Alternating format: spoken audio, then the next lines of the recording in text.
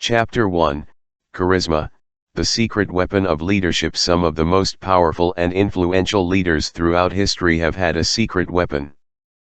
Nahat helped to make Dr. Martin Luther King, one of the most respected, quoted, and followed men of modern times.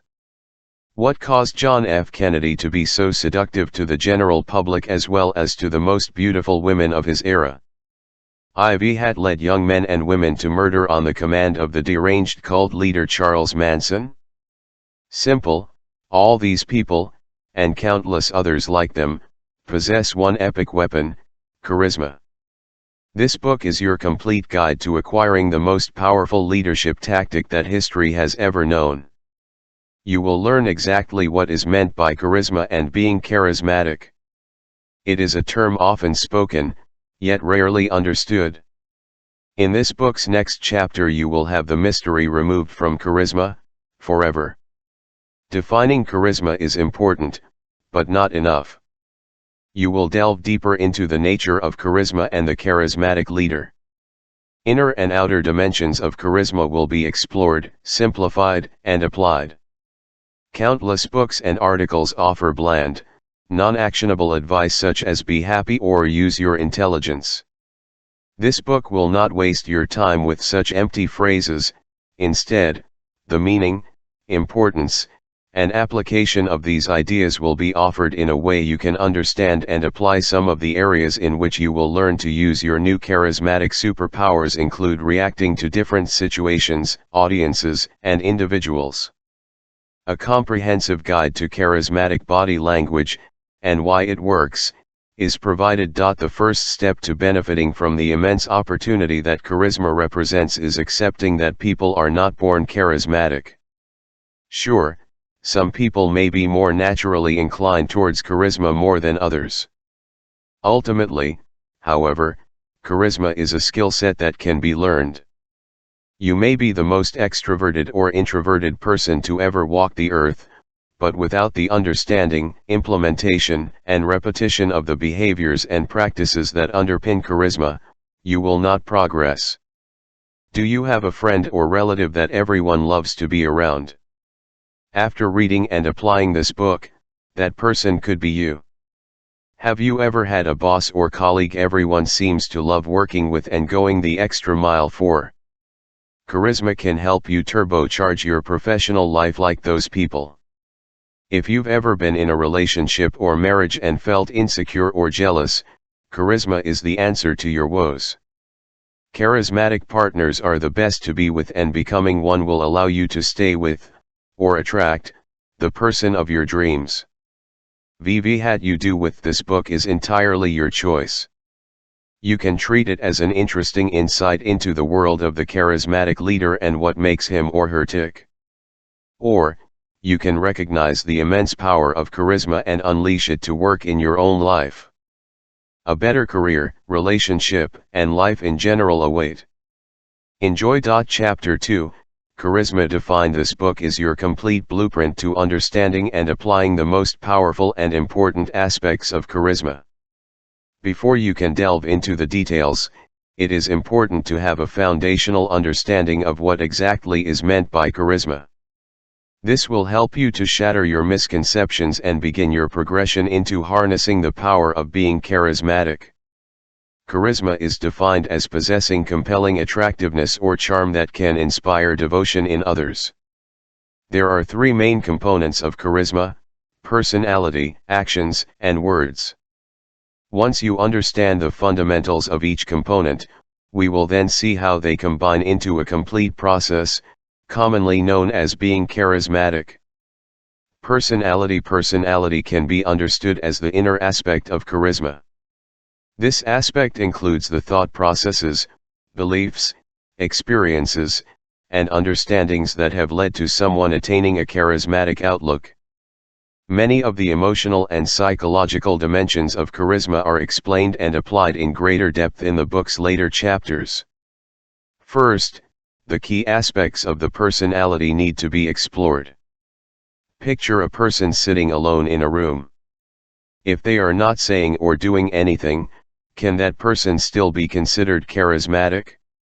Yes, they may be considered internally charismatic because they possess the necessary mixture of inner aspects that allow them to outwardly express charisma congruently. If you are questioning the use or even reality of charisma existing as an inner dimension, let it be explained further. Have you ever come across someone, you or a politician, trying to win your vote? He or she will likely deploy a lot of charm, but this is unlikely to result in you feeling deeply moved by who they are. This is the key to understanding why internal charisma matters. With only the outer signs of charisma, one is simply wearing the mask of a charismatic being, while internally, that being is anything but charismatic. People are surprisingly adept at noticing this incongruence and are repelled by it. In its simplest form, inner charisma can be understood as a set of beliefs, attitudes, and understandings that are reinforced and backed up by reference experiences. What does this mean in reality? You might genuinely believe that being positive and warm to people can result in being able to influence them. You may have read it or witnessed it secondhand. However, until you apply this idea to your own life and actually feel the difference it makes, you won't have internalized it. Every time an understanding is enforced by an occurrence can be as a reference experience. Some people make the mistake of seeing the world in black and white terms, with people either being charismatic or appalling.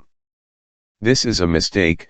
Don't think of charisma as something that can be turned on or off. Think of it as a scale. People can be more or less charismatic. This applies to charisma as a whole, but also to inner charisma as an aspect. Over time, you can become more or less internally charismatic. This involves progressing gradually, over time, in the main areas of internal charisma. We have looked at an oversight of charisma's internal dimension. This has showed that charisma is something that can, and must, exist within a person, as well as outwardly through their expression. We will now briefly explore the main aspects of the outer dimension of charisma, known as actions. Outward charisma is not a singular concept. Rather, it consists of various different external charismatic manifestations working in harmony to leave a charismatic impression. These include a person's body language, on a macro and micro scale, the words you speak, the way in which the words are spoken, the way a person behaves, and also a person's background and track record.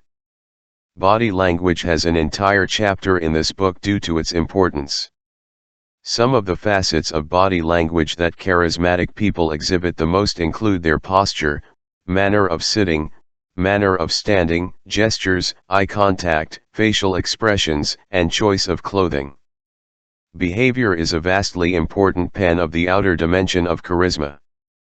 This includes a person's behavior towards him or herself, his or her peers, those he or she leads, and his or her behavior towards non-interpersonal aspects of life such as their organization, efficiency, and time management.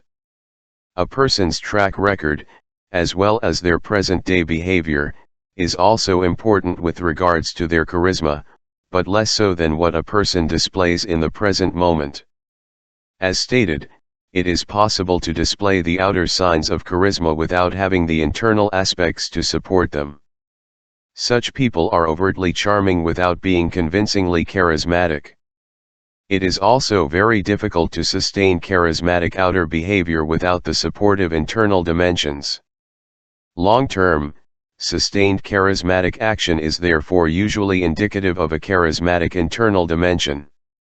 Words. A person's use of the spoken and written word is also a key contributor to the overall level of charisma he or she exudes. If you stop and think of any Nance Mossy and Gur Tun Rugnaut Mistori, Ramus, or Adnarules, you are sure to recognize him or her by with words connected to him. Charismatic speech has an inner and outer dimension, which is explained fully later. It also has an intellectual and emotional synchronicity which are equally important for speech to be considered charismatic. To briefly introduce the ideas of internal and external charismatic words, and their intellectual and emotional dimension. Let's consider an example from history: Dr. Martin Luther King Jr.'s famous, "I Have a Dream" speech. We have also come to this hallowed spot to remind America of the fierce urgency of now. This is no time to engage in the luxury of cooling off or to take the tranquilizing drug of gradualism. This small, lesser-known extract from "I Have a Dream" illustrates both the inner, outer, intellectual, and emotional dimensions of charismatic word usage. A fuller analysis of Martin Luther King is found later in this book, as is a more detailed explanation of the different dimensions of charismatic word usage.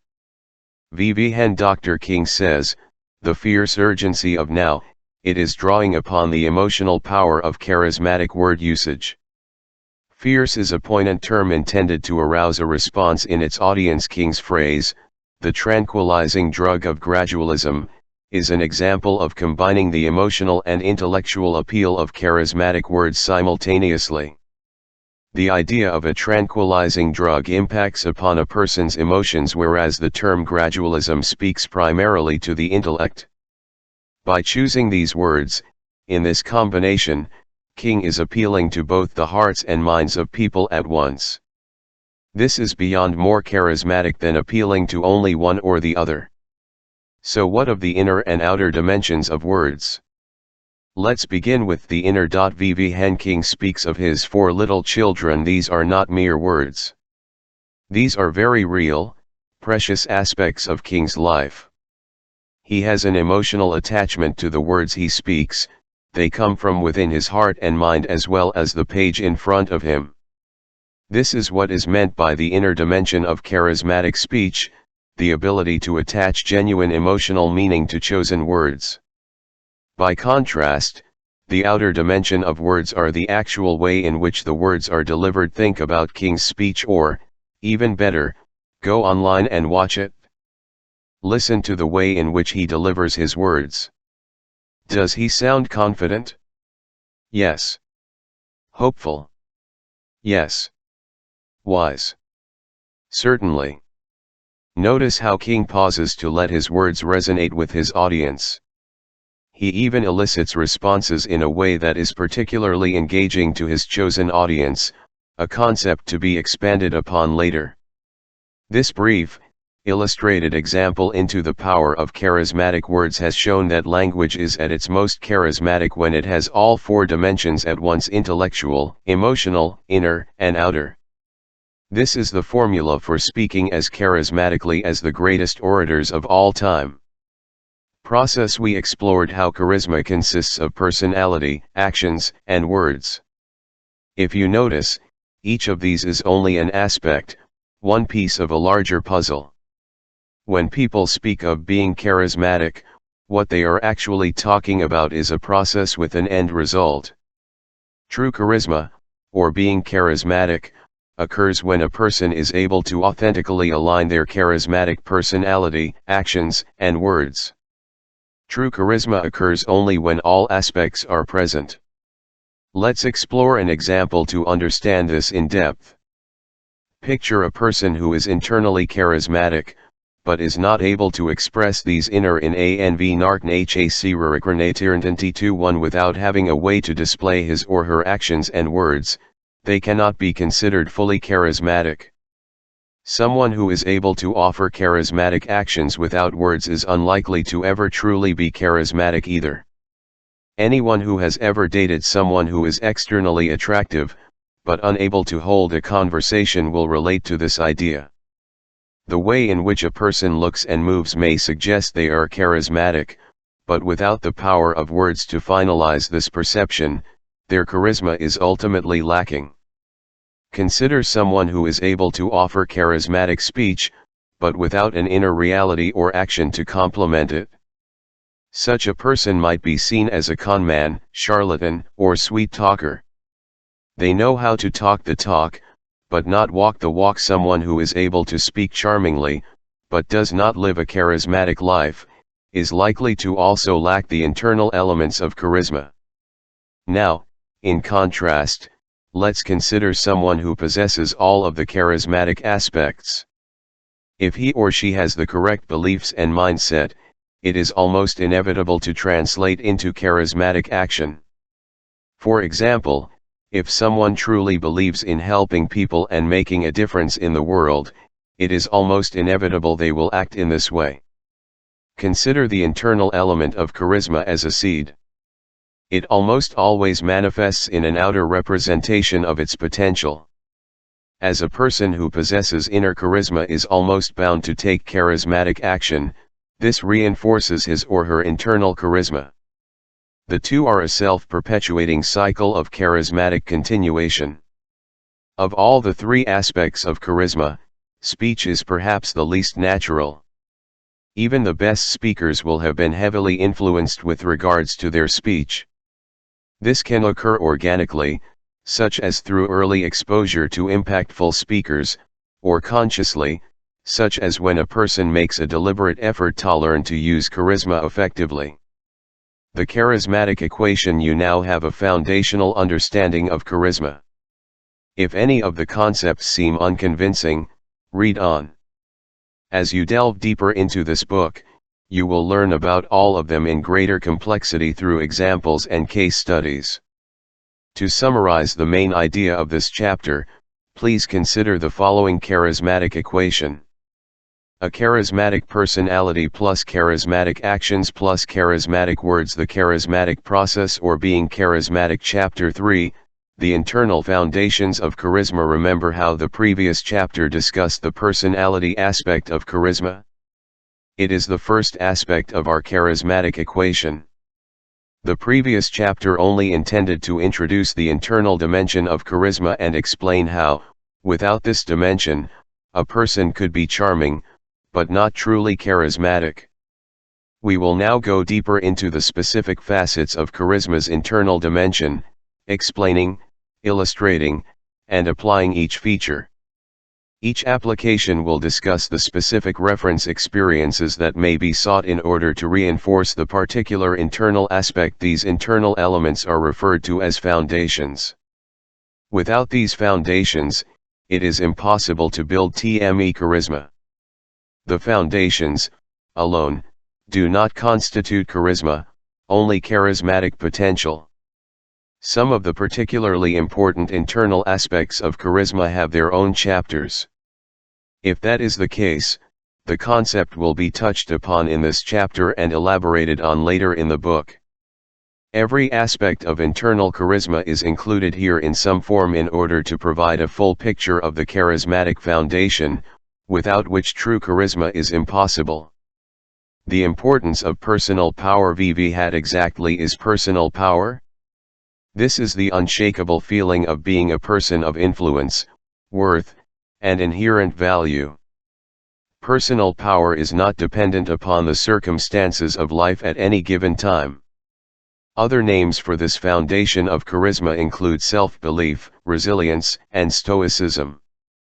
Truly charismatic people, particularly leaders, are absolutely reliant upon their unshakable sense of power and value. Why?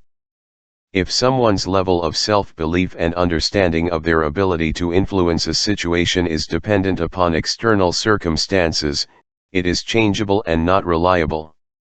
To illustrate this idea, let's draw upon the legendary British Prime Minister, Winston Churchill. During one of the most extreme and brutal wars the planet has ever witnessed, Churchill was tasked with leading the British resistance to Adolf Hitler and the Nazis. Churchill already had a track record of leadership prior to the war. But the war was the time when his personal power truly excelled. Churchill famously stated that he would rather see London in ruins than a victorious foe. Of all the crisis situations that leaders face, it is hard to imagine many bigger than defending a nation against Adolf Hitler. Almost anyone would crack or back down under this immense pressure. Indeed, many great countries at the time did. Churchill, however, remained resolved and unshakable in his pursuit of leadership. A full charismatic case study of Winston Churchill is provided later in this book. For now, let's explore his example through the lens of personal power. Churchill's personal power is the key reason he was such a charismatic leader, revered generations later by people from across the world. Imagine how Churchill's lack of personal power might have hurt him in some alternative reality. Most likely, it would have prevented him from leading the United Kingdom in the first place. However, many leaders without personal power end up running countries. Such leaders, however, would not have stood or to Adolf Hitler. They would not have fought him, and even if they did take such a course of action, they would not have pursued it with the intensity of Churchill. Churchill ensured his charisma would outlive the war regardless of who won. Stating that he would rather see a country in ruins than to back down from an evil foe is perhaps the epitome of personal power. It shows an absolute conviction that cannot be shaken or altered no matter what the circumstance. Therefore, is personal power important for people outside of wartime leadership? Of course. Ultimately, Churchill's response during the war was perhaps best described as the decisive crisis response. People will face crises of many diverse types during their lifetime. Personal power will help sustain charisma throughout each and every crisis. One common crisis people face is in their professional life. This can come in many forms and is equally applicable to an hourly manual worker as it is to the CEO of a Fortune 500 company. Any significant, prolonged, or negative change impacting a person's professional life may be considered a professional crisis. Personal power helps with each and every professional crisis. One of the most common professional crises faced is being fired, laid off, or made redundant. However it occurs, a sudden change in employment security is incredibly challenging to a person's life and routine. If the person happened to be reliant upon his or her situation, rather than him or herself, for their feeling of power and influence, then a professional crisis such as this would represent a significant loss of power for the person affected. Such a person, lacking personal power and charisma, may struggle to rebound from the crisis situation. There are many examples of those whom have been absolutely crushed in mind, body, and spirit by unemployment at one time or the other. If one were in possession of strong personal power, he or she would be able to navigate his or her time of crisis with greater ease and less disruption, feeling as if the situation was the problem instead of his or her core self. As an employer, would you offer a job to the person who seemed resilient and strong, or the person who seemed broken and weak? It's an uncomplicated illustration of the practical benefits of personal power. Romantic relationships and marriages are another area in which a person's power directly influences his or her satisfaction. Have you ever met someone who changes drastically depending on the person they are dating at the time? This can be in superficial ways, such as the music he or she listens to and the clothes he or she wears, or deeper ways such as the religion he or she practices, the views he or she espouses, and the company he or she keeps. Let's contrast this highly changeable person with one who has strong personal power, no matter what the status of the relationship. This person has a strong understanding of who he or she is and what he or she is about, both of which are core aspects of personal power. This means that the person with strong, personal power feels noble, powerful, and resilient in and out of a relationship. Hence such a person faces a relationship crisis, he or she copes. If someone he or she is with chooses to leave, he or she can bounce back quickly and fully. The person is not a robot whom does not feel sadness. Instead, such holders of charismatic personal power are able to deal with emotions appropriately and move on. He or she has control over his or her emotions rather than vice versa. This is only possible with personal power. Gaining personal power. Now that we have explored the importance of personal power theoretically and understood it through applied examples, how do you cultivate it for yourself? THP first STPN in Rupakino VNN RIPLK NFN personal NNWPRR Pavino a full emotional, as well as intellectual, understanding of its importance. The preceding section may fulfill your understanding of personal power intellectually, but only you can do so emotionally. A great beginning to this process is to think back over your life and try and recall two separate situations, one where you showed personal power, another where you did not. Really take the time to find some examples of how personal power served you or your lack of it harmed you. This can range from huge events such as a divorce, a job loss, or a bereavement, to relatively small ones, such as exerting or saving money. Only by finding real examples from your own life can you make the personal aspect of personal power real. Then it will not just be intellectually fulfilling, but will start to be emotionally fulfilling for you as well. After attaining a balanced intellectual and emotional appreciation of personal power, you must proactively reinforce its value in your life through the gathering and understanding of reference experiences. So what kind of reference experiences can help with your cultivation of personal power? Anytime something goes wrong in your life, such as a setback professionally, a relationship turns sour, or a financial mishap, try to apply and understand the concept of personal power in that situation. Utilize some of these phrases to help you gain personal power. I am not my situation, I am stronger than my circumstance, I am not a prisoner of my surroundings. Trying to really internalize, experience, and agree with these states of mind is absolutely vital to achieving sufficient personal power. Once you really understand this concept, your entire life will become a win-win scenario related to personal power. If you apply personal power and it helps you, great, you have reinforced its value.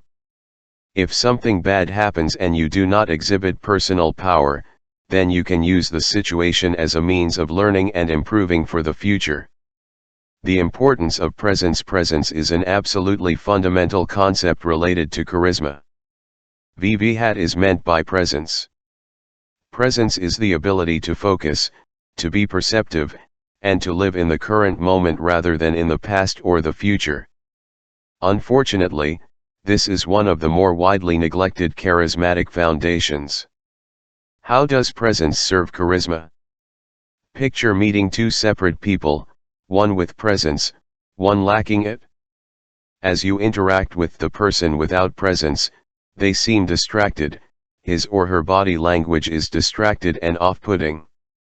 The person is unable to make any type of eye contact beyond the absolute minimum and seems a little bit spaced out or not entirely with it. Such a person is likely to elicit a response of annoyance, dislike, or even pity. This is an example of someone lacking presence. Imagine interacting with someone with a strong level of presence. This person is likely to make robust, but not intimidating, levels of eye contact with you. He or she seems fully in the moment and in touch with what is being said and, more importantly, felt at the time. His or her body language is appealing and open, perhaps deliberately to make you feel especially at ease and comfortable. This person elicits feelings of fondness, trust, and value. Think about any person, throughout your life, who was widely liked for how he or she made people feel. This is likely to be a person who was able to apply presence and use it to further his or her own charisma. It is very difficult to communicate effectively with people if you are unable to exhibit presence when. Presence also strongly underpins the actions aspect of charisma. How? If you have strong levels of presence and the ability to apply it, you will be better able to focus on the tasks in front of you and the particular advantages of any given moment in time. People who lack presence, however, are often miserable because of their past or mentally living out imagined future worries before they actually happen. Do you know anyone like this? Have you ever been that person yourself? Presence allows you to become fully aware of, and receptive to, the moment you are in at the time. This unburdens you from your past. You are not living in the past anymore, so you can enjoy the freedom of the present.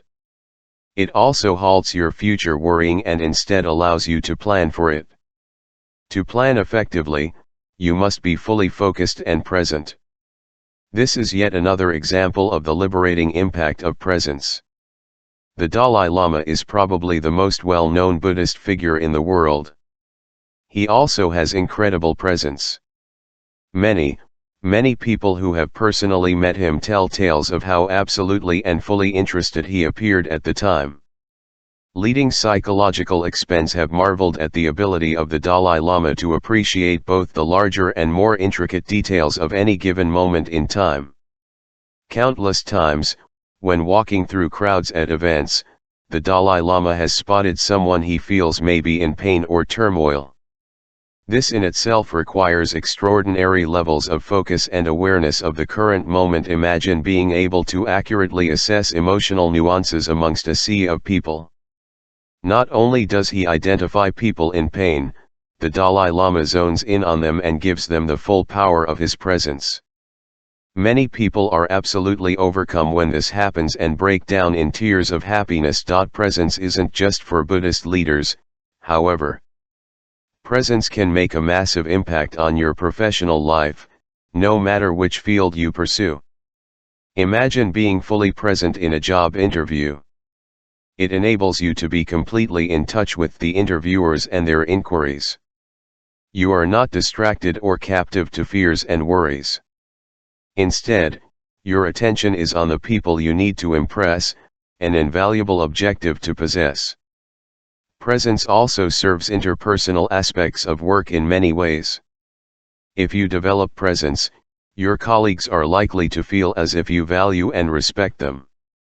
Clients you meet with will be impressed by your ability to respond attentively and comprehensively to what they are saying in any given situation. The power of presence in practical tasks, related to different professional fields, is another key advantage. This is relevant for literally any job on the spectrum of employment, from a food service job to a brain surgeon. Customer service, food service, retail are all jobs that many people work, but often struggle to make the best of. They are stressful, demanding, and often repetitive. Being present to the work at hand absolutely helps the employee immensely. By focusing on the task at hand, the employee is more likely to enter a flow state. This causes the perception of time passing slowly to vanish entirely. Think of a time when you were totally engaged with your work. Did the time fly by? Detailed, skilled jobs are also important outlets for the power of presence. Surgeons, police officers, and military operatives all are required to have incredible levels of presence in order to carry out their tasks effectively. These positions are examples of how focus, or presence, can be the difference between life and death. Gaining presence. There are many different aspects to becoming present. People are unique and respond to different things. For you to gain the maximum possible benefit from presence, it is suggested you try several of these methods out and see which seems to help you the most. What works for others may not work for you. Getting to know yourself, and what you respond to, is a key element of this process. A physical way of gaining presence is to handle the lifestyle choices that either aid or inhibit your levels of focus. Again, this varies for individuals, but there are some widely applicable principles in which to work. Nutrition has been absolutely proven, beyond any doubt, to help with presence. A lot of people feel that eating clean foods, which do not trigger spikes and crashes in blood sugar, is one of the best ways to allow nutrition to support presence. Other people actually find that indulging, moderately, in their favorite foods and drinks help them to become present. Try out different ideas and establish what helps you feel the most focused. Your choice of drinks is another practical aspect of presence. Staying hydrated is almost universally applicable as aiding presence in people. The specifics of how to do this vary from person to person. Exact calculators exist that determine the amount of water a person of a given size and weight should drink per day. Another option is simply to self-experiment and observe what works for you. It is almost impossible to pinpoint the relationship between hydration and your personal presence, but very easy to understand approximately how different levels of hydration influence your presence. Choosing the right amount of caffeine is another aspect of presence that many people need to figure out. Some people find they are at their most present after fully detoxing from caffeine and switching to other beverage types. This is not a requirement to becoming present, however. It's an idea worth knowing about and possibly exploring at some point, however. If you don't want to quit caffeine, find out the optimum level, the amount that helps you to zone in on your task without becoming jittery, nervous, or distracted, for your own needs. Again, this is a process of trial and error as well as understanding your own body's responses. Now that we've explored how food and drink relate to presence, let's think about sleep. The absolute first mistake to avoid here is blindly subscribing to an idea that the right amount of sleep for all people exists. This is absolutely wrong. Do people have different appetites? Different physical capabilities? Of course. Hence, why should they all need the same amount of sleep? Understand that the length of sleep is only one factor in the presence development process. The quality of sleep matters immensely as well. Have you ever slept for a short period of time and felt very rested and energetic upon waking, yet slept for a long period of time and perhaps felt sluggish and even sleepy the next day? This is clear proof that more sleep does not equal more rest. It is not that simple. Improving your sleep is easier in the modern era than it ever has been. Almost everyone has a smartphone. If you do, then you can download a sleep tracker app. This uses your phone to monitor your sleep. You will wake up to a graph detailing how much deep sleep you got, your sleep cycle, and other useful pieces of information. These apps are also able to time your wakening in an optimum way. The point in your sleep cycle at which you wake up is a key factor impacting your levels of alertness. This extra advantage can greatly help with presence. Considering the limits of the traditional sleep cycle is another way of furthering your presence through sleep modification. A101 or people na mat sleep ng unconventional wayn-ups mem10 become more focused, and present, on less sleep. An example would be having a main sleep period at night, which happens to be shorter than the widely preached mantra of 8 hours for everyone. The sleeper then tops this up with a power nap later in the day. These unconventional sleep patterns are tried and tested for many people. Look into them yourself if you feel your current approach to sleep is reducing the presence you feel in your life. Now that the physiological aspects of presence have been explored, let's check out some behavioral ways of becoming present.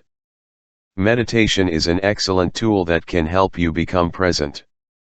If the word meditation goes against your liking, think of it instead as a focus process.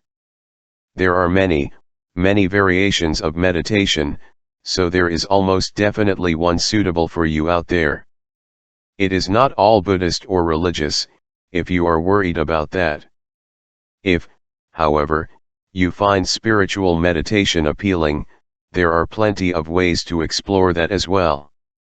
One of the simplest and best forms of meditation is focusing on breathing.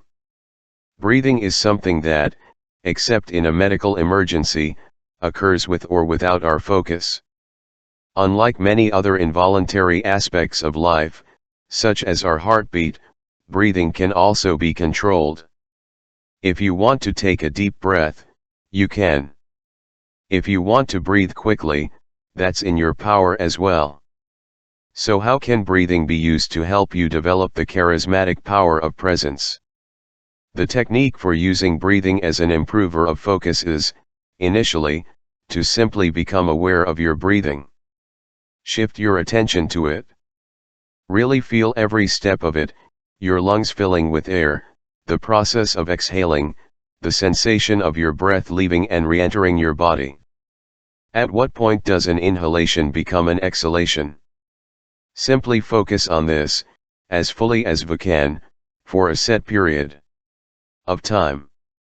Start slowly, even aiming for as little as a minute a day.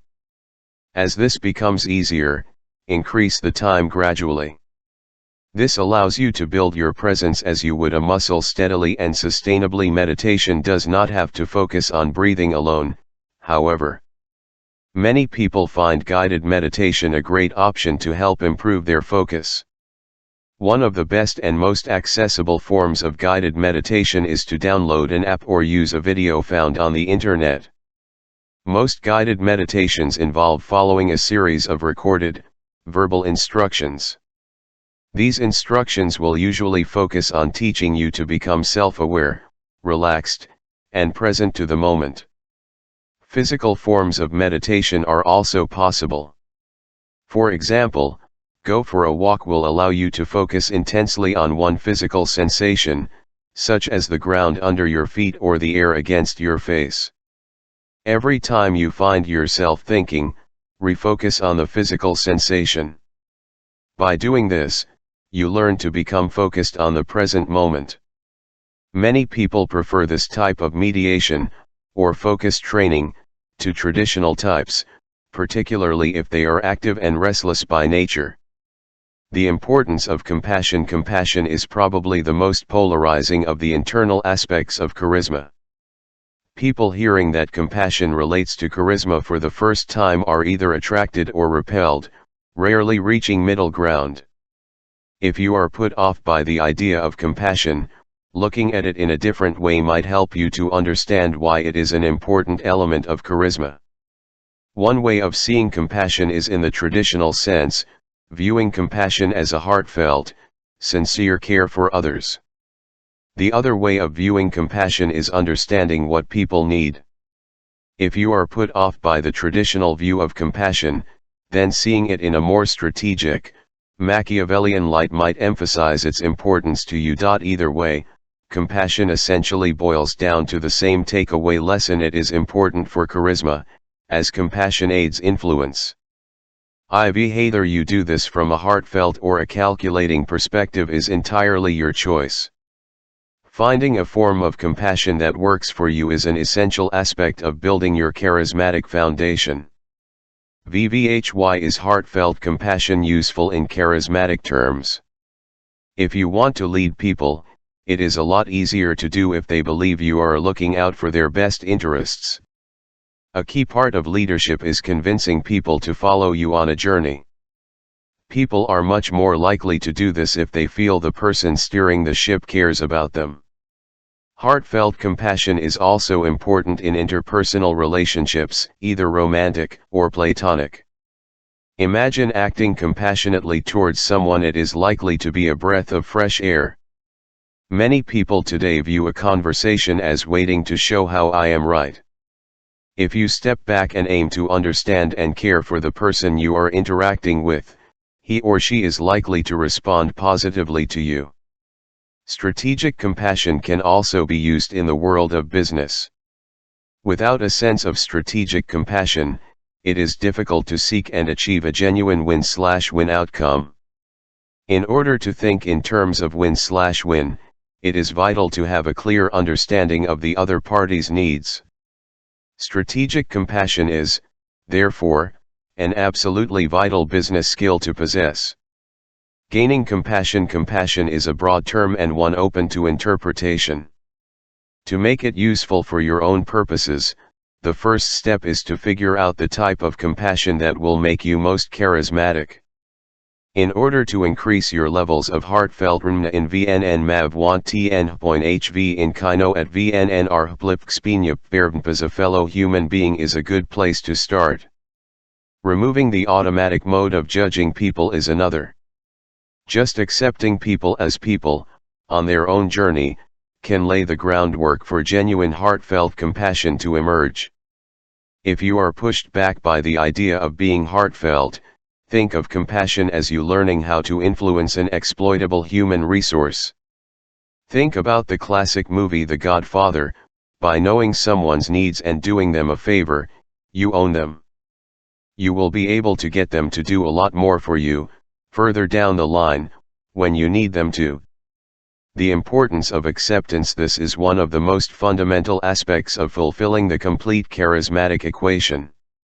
A failure to accept is a massive roadblock that will destroy your journey towards being charismatic completely. What does this mean? Charismatic leaders accept things, but only in a narrow sense of the word. Perhaps when you hear accept, you hear surrender, meekness, or passivity. This is not the charismatic version of acceptance. Accepting things in a charismatic way means seeing them as they really are at the time. This means being completely honest, straight up, and nothing but real about what reality is and what it means. We will examine the scenario of acceptance versus non-acceptance using the scenario of a company in decline. A charismatic leader utilizing the power of acceptance would be able to see the state of business as it truly was rather than how he or she wished it could be. Not only would his or her commitment to the truth position the person in a way which offered the best chance of recovery, but his or her overall charisma would assist the staff on board with the turnaround. A leader without the ability to accept things fully would instead put some form of cognitive distortion onto the situation. He or she may see things as better than they really are if the person believes in optimism, or as unrealistically bad, if he or she believes in excessive conservatism. To illustrate this idea differently, let's take the example of a sick person. Many sick people are afraid to learn about their symptoms and would rather carry on bravely. Often, this ends up in preventable health conditions growing, spreading, and destroying their life in the long run. If the person were able to face up to things in the early stages and accept them, he or she would have a better chance of recovery. Gaining acceptance. The first step to becoming a charismatic leader, who is able to accept things as they really are, is to understand the importance of doing so. Find an illustrative example that resonates for you. Perhaps it is acceptance as a medical lifesaver or as the key to saving a company from failure. Find whichever example works for you and focus on it intently. After understanding the concept on a personal, intellectual level, try to relate it to some experiences in your life. Is there a time you faced up to something and it benefited you more than hiding away from it would have? Perhaps there is an opposite example from your past. Did you hide away from accepting the truth of a situation, only for it to turn around and hurt you in the long run? Once you have the intellectual and personal history of acceptance, stand actively pursuing an accepting approach in your life. A lot of charismatic leaders keep journals to understand what they are handling and not handling and to learn long-term lessons from their actions. If you begin to actively make an effort in recording and understanding times where acceptance has or has not occurred and what the consequences have been, then it will lead to an ongoing cultivation of the acceptance habit. Over time, it will be increasingly ingrained into your patterns of thought and behavior, to the point where you don't have to consciously focus on it any longer. The importance of intelligence. It is not possible for a leader to be truly charismatic without intelligence, in one form or another, running through the core of their being. A lot of people hear this, they scoff. People assume intelligence means having a PhD in astrophysics or some other intellectual variety of astuteness. While many charismatic leaders do in fact happen to be academically exceptional, it is by no means a prerequisite. There are many other valid and powerful forms of intelligence a person may have. Everyday acumen is a form of non-academic intelligence that can serve charisma well. Let's look at the examples of people who leave school with little to nothing in the form of qualifications.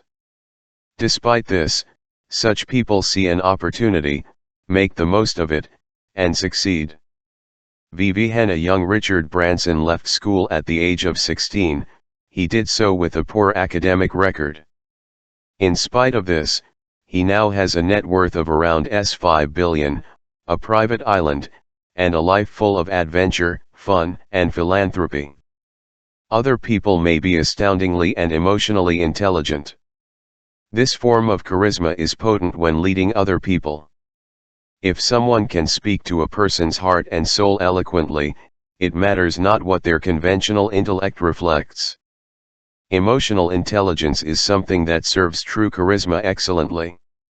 Intelligence is supportive of many of the other charismatic foundations, as well as the actions and words aspects of the charismatic equation. Without intelligence, it is hard to understand body language correctly, hard to think in terms of strategic win/win, and almost impossible to be truly charismatic. A distinction must be drawn between information and intelligence. Someone who simply knows a lot, but is unable to implement it, is not intelligent in the charismatic sense of the word. True charismatic intelligence can be summarized as knowing the right amount of information to be effective in a desired situation. Let's look at this selective, focused intelligence through the eyes of a CEO. He or she is likely to need to have a certain understanding of the key concepts of many areas of the business being run, but not an in-depth, expert understanding of every area. Knowing the useful aspects of something is a key to charismatic intelligence. Collecting information for information's sake is different. Gaining intelligence: if you believe that people are either born intelligent or not, you are mistaken. While it is true that there is a genetic factor influencing, but not determining, conventional IQ intelligence, we have already established there are many other forms of intelligence that are useful for charisma. Even conventional intelligence can be cultivated and improved upon. Keeping the brain sharp through the pursuit of intellectual activity, exercise, and nutrition can help any single person maximize their genetic potential with regards to intelligence.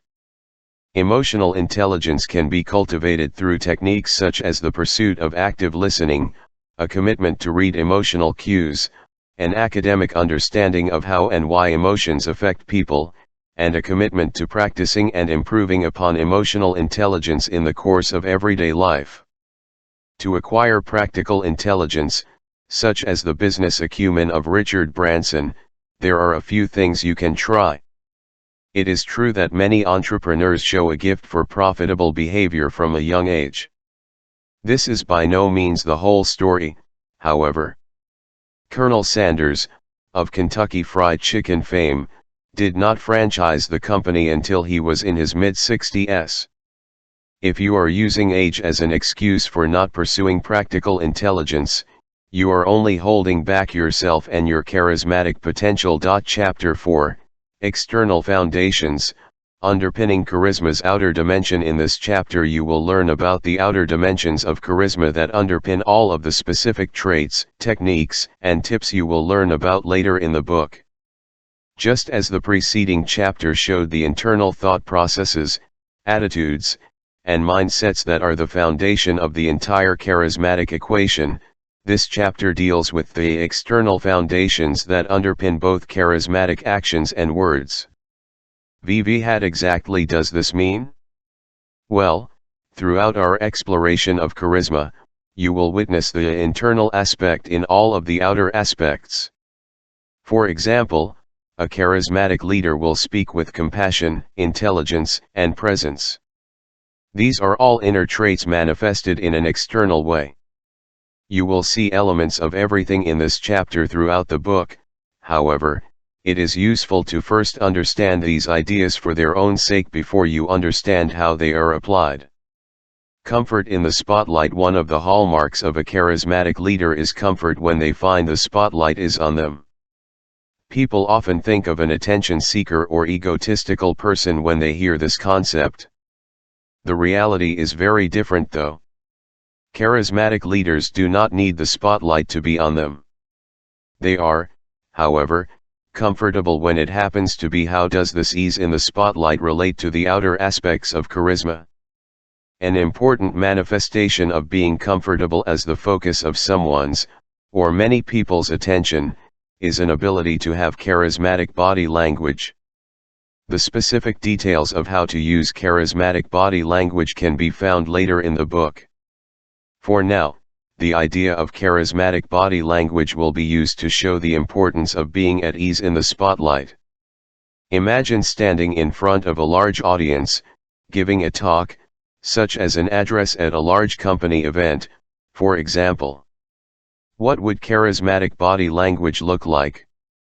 The charismatic leader would show an ability to be open, energized, present, and expressive. He or she is able to move across the stage at ease, without awkwardness or self-doubt. Watch a talk delivered by any of the great speakers of the modern era, such as Tony Robbins or Eric Thomas, to witness the power of being comfortable in front of an audience for you. To take one example, there is a TED Talk from Tony Robbins delivered to an incredibly influential audience that would intimidate many people. Not Tony though. During the course of the talk, he was incredibly at ease. Spotting Ewan Gore in the crowd, he casually interacted with him in a warm, open, and attentive way. Tony Robbins was so at ease, he even ran down to the crowd at one point and high-fived Ewan Gore. This is almost the epitome of comfort in the spotlight. Let's contrast this charismatic example of comfort in the spotlight with a leader, or speaker, who lacks this comfort in the face of attention. Have you ever had a teacher, professor, or boss who just cannot captivate the attention of an audience? This is often due to discomfort at being the focus of attention. When a person is nervous, reserved, and worried, this is evident in the way he or she stands, speaks, and the amount of warmth or energy they are able to protect. A leader lacking comfort in the spotlight is unable to inspire or even interest those they speak to. Their charisma is almost close to non-existent. Comfort in the spotlight is not only an important external foundation for delivering speeches and talks. It is also absolutely a key factor for pressured interpersonal situations. Job interviews, particularly panel interviews, are entirely made easier when the person being interviewed possesses comfort in the spotlight. The internal charismatic dimension of presence supports this external foundation heavily. If someone is able to be present in the moment, they are likely to focus entirely on responding to interview questions with warmth, attention, and expressiveness. Contrast this with someone who is not present. Their distracted, panicked mind is likely to be so busy doubting itself that the person becomes incredibly nervous, self-conscious, and desperate to leave the spotlight. Any pressured situation at all is aided by comfort in the spotlight.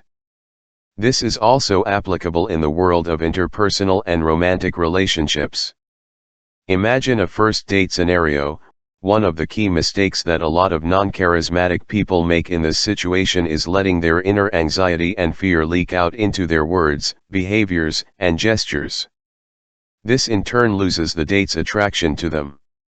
Ask any man or woman if they find confidence, and particularly comfort during attention, as attractive. The majority of people will find this an appealing trait in both men and women. This isn't because exhibiting comfort is somehow inherently sexy. What it says about a person, however, is deeply attractive. So what does displaying comfort say about someone on a deeper level? The underlying messages represented by a display of comfort in the spotlight are, I am okay with myself, I am happy, and I have my life together, so I don't mind when people focus on me. Contrast this with the behavior of someone who shies away from the spotlight. He or she is usually likely to do so due to their worry, self-doubt, and general unease. The underlying messages communicated by nervous behavior are I am unsure about myself, I am worried I am not good enough for you, and I would rather you don't focus on me. Comfort to charisma makes a lot of sense. Think about your favorite performer, perhaps a musician or comedian. If you watch one performance, you are likely to see how the comfort level enhances the content. Rock stars are used to being under the spotlight, literally, often in arenas with thousands of fans expecting a good return on the money they paid for a ticket. Imagine if a rock star looked worried, sad, or unsure of what he or she was doing. It would kill the magic of the performance. The audience would become distracted by the behavior of the performer and lose appreciation for the music itself. Contrast this idea of a nervous performer with one who is wholly at ease and expressive under the spotlight. This performer is so in the moment, or present, that he or she really let go and be expressive during the performance. This energy transfers directly onto the audience and frees them to also feel comfortable and enjoy the performance completely. Whatever you happen to do in life is your performance. If you are trying to win someone over on a date or leading a professional team during a crisis, you are performing. The level of comfort you exhibit during your performance is likely to have a key impact on its success and the way it is received. Cultivating comfort in the spotlight, practical ideas. You might have read the last section and understood the importance and appeal of a charismatic leader who exhibits great levels of comfort when the spotlight is on. You might, however, have worried that this did not sound like you.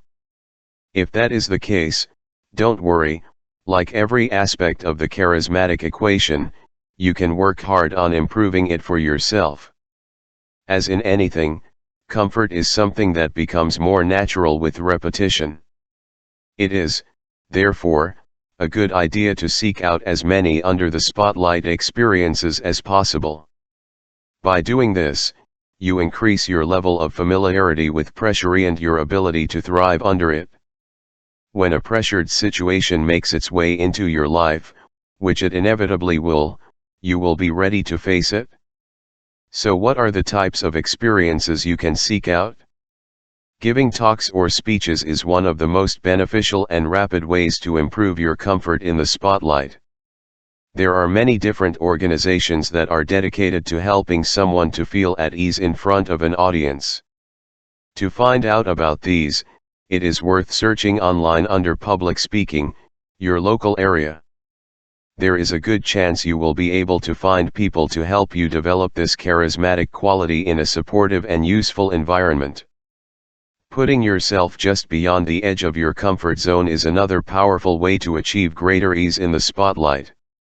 If there is something you are particularly scared of, confront it. For example, when it comes to working out, a lot of people are afraid to do it because they don't want to be judged by others. If this is you, try this technique of confronting your anxiety. It will help you overcome your fear in a single hour if you fully commit to it. Dress in some workout wear that is suitable, but not too tame, perhaps a bright Nike shirt. Go running in a public place for as long as you can. Even if you are out of shape, try this. You will notice that your worst fears do not come true. People are so busy in their own life that they are unable to pay you any attention. By forcing yourself into situations such as exercising in public, you train your body and psyche to feel naturally and automatically at ease when the attention is on you. Depending on your levels of bravery, you can take this to extremes. What does an extreme way of building confidence look like? Let's say you have a fear of talking to strangers. A rapid and powerful way to overcome this is to go out to a bar, nightclub, or other social venue appropriate for interaction. Make a promise to yourself to strike up 10 polite conversations before you leave. If you follow these techniques, you will notice that your confidence in the spotlight increases in many areas of your life. Overcoming insecurity in one area filters through automatically to the others. Another great technique for becoming more comfortable in the spotlight is to seek out a mentor or advisor of some kind. This could be someone you meet with in person or someone who inspires you secondhand, such as through their books or videos. Ideally, you will find someone who has been through the same journey you are trying to make and has succeeded. Finding a person like this allows your mind and body to realize that difficult situations are not impossible. They can be achieved, and there are plenty of people out there who will help you in this pursuit. If you take action on these ideas, be sure to look back and appreciate what you have achieved. Allow yourself to feel happiness at your progress and bravery. Also, understand that this process is a snowball effect scenario. Taking the first small steps is the hardest part of the process. After you have taken this initial leap of faith, you will develop the routine of becoming more confident and also benefit from the results you witness. Extroversion is closely related to comfort in the spotlight, but is more widely applicable.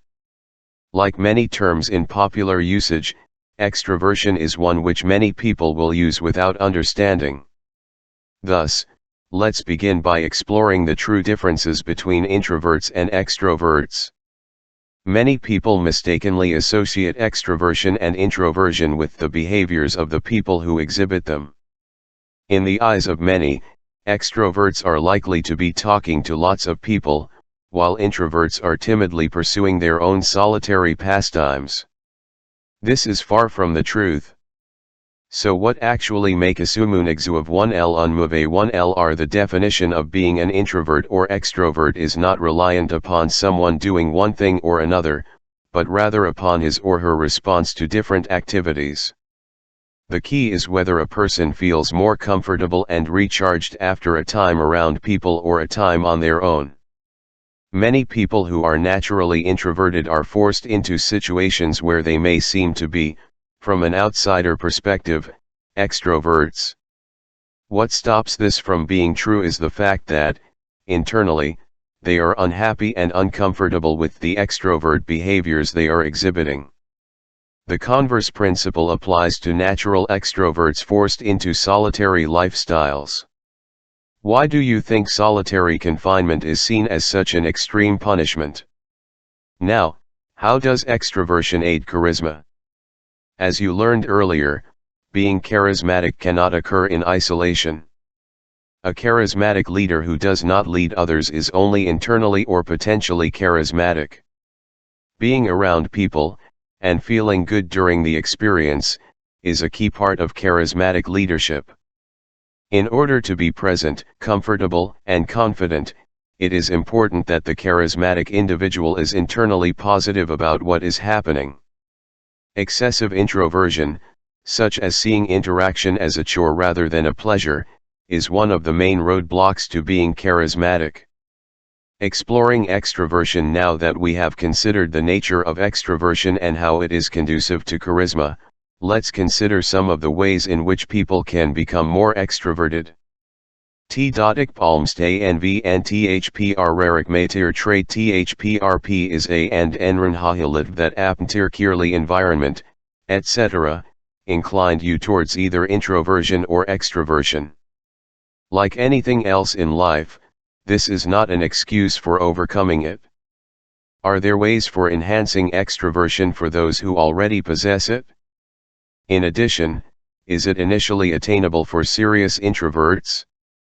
Exploring ways to answer these questions will help to explain how to become more extroverted. If you already feel as if you are an extrovert, or at least have a side to yourself which could be described as extroverted, it is important to gain a deeper understanding of this.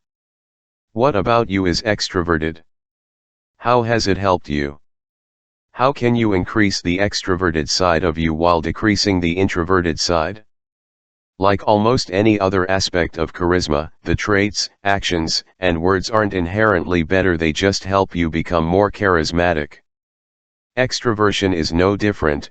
However, if you want to become an extrovert or amp up your existing extroversion, it is important to train your mind to focus on the benefits of extroversion and the harms of introversion. If you feel you are incredibly, or at least mostly, introverted, it's important to be realistic about the speed of your transition into extroversion. Don't expect to go from shy to the most confident person in a crowd overnight. Set small, achievable steps towards your goal and reward yourself for following them. It is also important to realize that introversion and extroversion are not all or nothing. If you find yourself slipping backwards at times, don't worry. Think about your progression as a line chart. As long as it is trending upwards over time, minor setbacks are not too detrimental to long-term success. A valuable influence on your levels of extroversion is your peer group. If you surround yourself with extroverted people, their behavior is naturally bound to transfer onto you over time. If you want to encourage something, such as extroversion, within yourself, make it your new normal. By doing this, you allow extroversion to become fitting in and introversion to become awkwardly standing out. This is incredibly powerful in the long run. Attention can be understood as the outward manifestation of presence. Presence is the ability to be in the moment on your own or with others. Attention is the ability to transfer this internal presence outwards in a variety of different scenarios. We will explore how this is useful for charisma, how it applies to different aspects of life, and how you can improve your own levels of attention. All of the internal aspects of attention have been covered comprehensively in the book's section on presence. So what are some of the examples of how this inner presence can be used in the form of outward attention? One situation in which attention is invaluable is when you are interacting with someone on a one-to-one basis. The person is likely to feel more comfortable with you, more open to you, and more grateful about having interacted with you and your full attention. So, how can this occur? One aspect of paying someone attention is to listen actively to what they are saying. This involves both verbal and nonverbal aspects of listening. If someone makes a point, take the time to rephrase it slightly and check you have understood their meaning. This shows a level of interest and care about their words, instead of you are not just sitting there, counting down the seconds until it is your turn to speak. Attention can also be provided by your physical presence during an interaction. Fidgeting, looking away excessively, checking your phone, these are all ways to instantly destroy any attention you have managed to convey until that point. Attention is equally important for tasks as it is for people. The modern era is the hardest ever to focus in. We are constantly facing the temptation of smartphones and social networks and endless ways to procrastinate and let the seconds of our lives go to waste. Paying attention to our tasks is a twofold process. First, figure out exactly what you need to do in any given day, week, or other time period, and the order in which it should be done. Then, commit to it and give it your full energy and effort, in their proper order. This is far easier said than done, so what makes this process achievable? In order to facilitate your attention to tasks, be very strict and disciplined with yourself. For example, make a strict rule of no Facebook for 4 hours, or no stopping until I reach my target for today. To make this easier, attach massive mental significance to your work, such as frequently reminding yourself of all the rewards you will enjoy after handling your tasks. Remind yourself that every second spent scrolling through social media is one you will never get back. Only by reframing the way in which you see work will you be able to give it your full attention, passion, and energy. Chapter 5, The Charismatic Key, Confidence. As of yet, we have explored the importance of charisma, what it really is, the elements that form the charismatic equation, and the internal and external foundations for becoming charismatic. You can consider the book up until this point to be Charisma 101. Now, you will take things to the next level. The remaining chapters explain, explore, and apply the most powerful charismatic techniques in existence. There is one key that is essential to make the rest of the book work: confidence. If the inner dimensions are charisma's skeleton, the outer dimensions, its limbs, are derived from confidence, the lifeblood essential for everything to work as it should. You can be confident. Let's stand by addressing the most important topic related to confidence, the necessity of seeing it as a learnable skill. The biggest and most powerful blockage of becoming confident is a belief that people are or aren't confident, and changing this isn't being true to who I am. This is a huge error that will cause untold amounts of pain and frustration in a person's life if they do not fix it. Confidence is no different to body fat, for example. Your level of confidence is something you have accumulated as a result of your life choices mixed with your genetic predisposition. Would you tell yourself being fat is just who I am? Hopefully not. Just because confidence is less visible than body fat, it does not make it any less important to control and influence to work in your favor. Like almost every aspect of human behavior, confidence has an inner and an outer dimension. In the book's earlier chapter exploring the inner dimensions of charisma, personal power was explored as one of the most important inner dimensions of charisma possible. Confidence can be seen as the outward manifestation of personal power. Thankfully, both the inner and outer aspects of confidence can be learned, understood, and applied. The section on personal power deals with the inner aspects of confidence. Self-confidence can be understood as the ways in which people's inherent self-belief and feelings of personal power are expressed outwardly. What are some of the situations in which this becomes relevant? When dealing with the ability to accept compliments, the ability to trust your own decision regardless of the judgment of others, and the need to avoid bragging and seeking validation.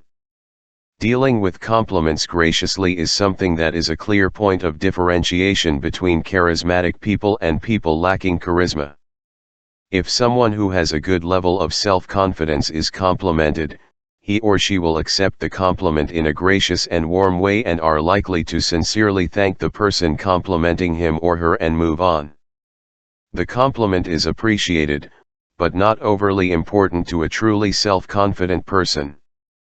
Someone lacking in self-confidence is far less likely to respond charismatically to a compliment. If someone compliments someone with low self-confidence, the response is likely to go one of two ways. The first response is the person receiving the compliment rejecting it entirely. Let's look at an example of this. Person 1, nice job today, well done. Person 2, with low self-confidence, no, I didn't do a good job, I made a lot of mistakes. Anyone could have done what I did, but better. So, what is going on in this situation? The person with low self-confidence does not believe in who they are and what they are capable of doing.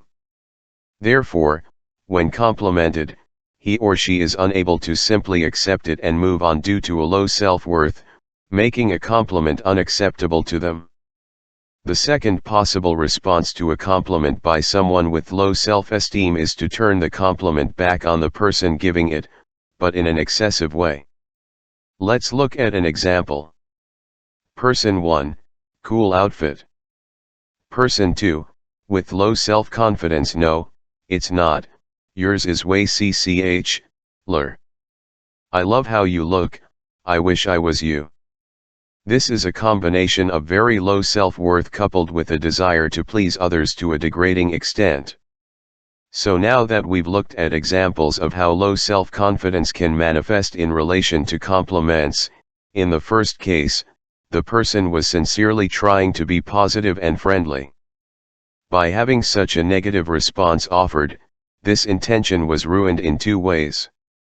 First, the person feels dejected and his or her mood lowers as a result of the person with low self-confidence transferring his or her emotions onto them.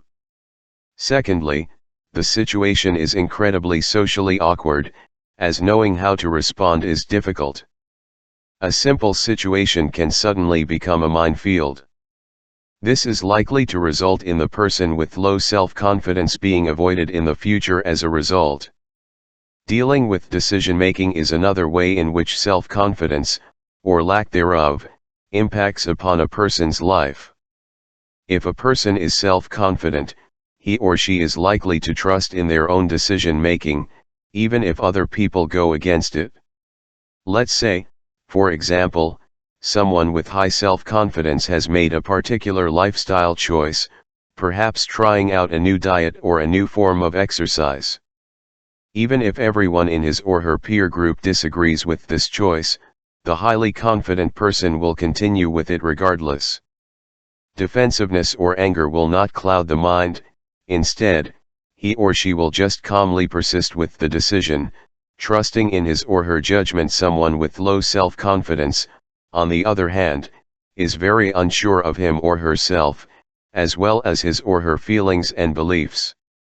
Eager to impress others, this person is quick to change the intended course of action in his or her life or previously held beliefs. This is, obviously, incredibly dangerous. Someone whose beliefs and actions are so easily swayed is unable to commit to anything, particularly in the long term. This weakness and indecision is antithetical to charisma and its practice. The final practical aspect related to self-confidence is validation seeking. Have you ever met someone in life who lives to be approved and liked by others? There are various ways this can take place. Some people are constantly trying to dominate a conversation with overzealous tales of their own achievements and importance. Not only this, such people react extremely well to being praised and extremely poorly to being criticized. This type of behavior is known as validation seeking, a symptom of people not knowing or believing that they are inherently good enough. They rely on others to fill that doubt for them. Validation seeking is not a trait you will find in people with high levels of self-confidence. Look at true greats like Steve Jobs. During his famous presentations, did he ever brag, boast, or demand praise from others? No. He just relentlessly pursued his ideals and vision and let the chips fall where they may. Steve Jobs is a good example of someone with high levels of self-confidence and void of the need to seek validation from others. People who already know, accept, and strive to improve who they are do not have to be reliant on others for how they feel. They have taken the time to acquire a good level of self-understanding, which in turn leads to their self-confidence. The first step to becoming self-confident is getting to know and accept yourself. This involves having an honest and clear understanding of who you are, what you do, and why you do it. This understanding should be reasoned and backed by experience. Such an understanding is then rock solid and not susceptible to judgment or influence by others. By gaining this level of self-confidence, you will be able to continue through life without needing or wanting the approval of others. Avoiding validation seeking due to low self-confidence is absolutely vital for becoming charismatic. To be a charismatic leader, people need to feel like following you is a good, secure, and beneficial option. Following someone who is so weak they need to constantly be made to feel by other people is not an attractive option for anyone worth leading. Situational versus core confidence. Another key concept in relation to charisma is the idea of confidence being either situational or core in nature. Many people wrongly believe that people either have situational or core confidence, not both. This is inaccurate. A person's core confidence is their base level of confidence, which they carry out at all times, regardless of where they are or what they are doing. This is then either increased or decreased slightly based on the situational confidence relevant to any given context. These ideas become clearer through the use of examples. First, let's understand core confidence. This is someone's base level of self-confidence, personal power, and general certainty and efficacy in life. It is intrinsic rather than extrinsic. It is not reliant on factors outside of the person. Someone with a high level of core confidence is charismatic in a wide range of situations. They are able to use their core confidence to exude charisma and influence, no matter what the particular reality in front of them at the time. Signs of this high degree of core confidence can be seen throughout history. Leaders who are as able to lead in the good times as they are in the bad are the most useful to organizations and the people within them. Situational confidence relates to the environmental boost, or loss, that a person's core confidence experiences depending on the circumstance facing. For example, think of a professor who is very well respected within a specific university. Within that environment, he is confident, as he is a figure of authority and respect. Placed in an unfamiliar environment, such as a nightclub, his confidence may decrease significantly due to the lack of contextual factors, which provided his situational confidence. So how does an ideal charismatic leader make the best use of both core and situational confidence? Simply by combining them for a maximum advantage. By developing core confidence, over time, the charismatic leader ensures to reliant on only his or herself, experiences, and history for the confidence they feel each and every day. On top of this, understanding how to draw situational confidence from a range of different environments allows the leader the ability to top up his or her already high core confidence.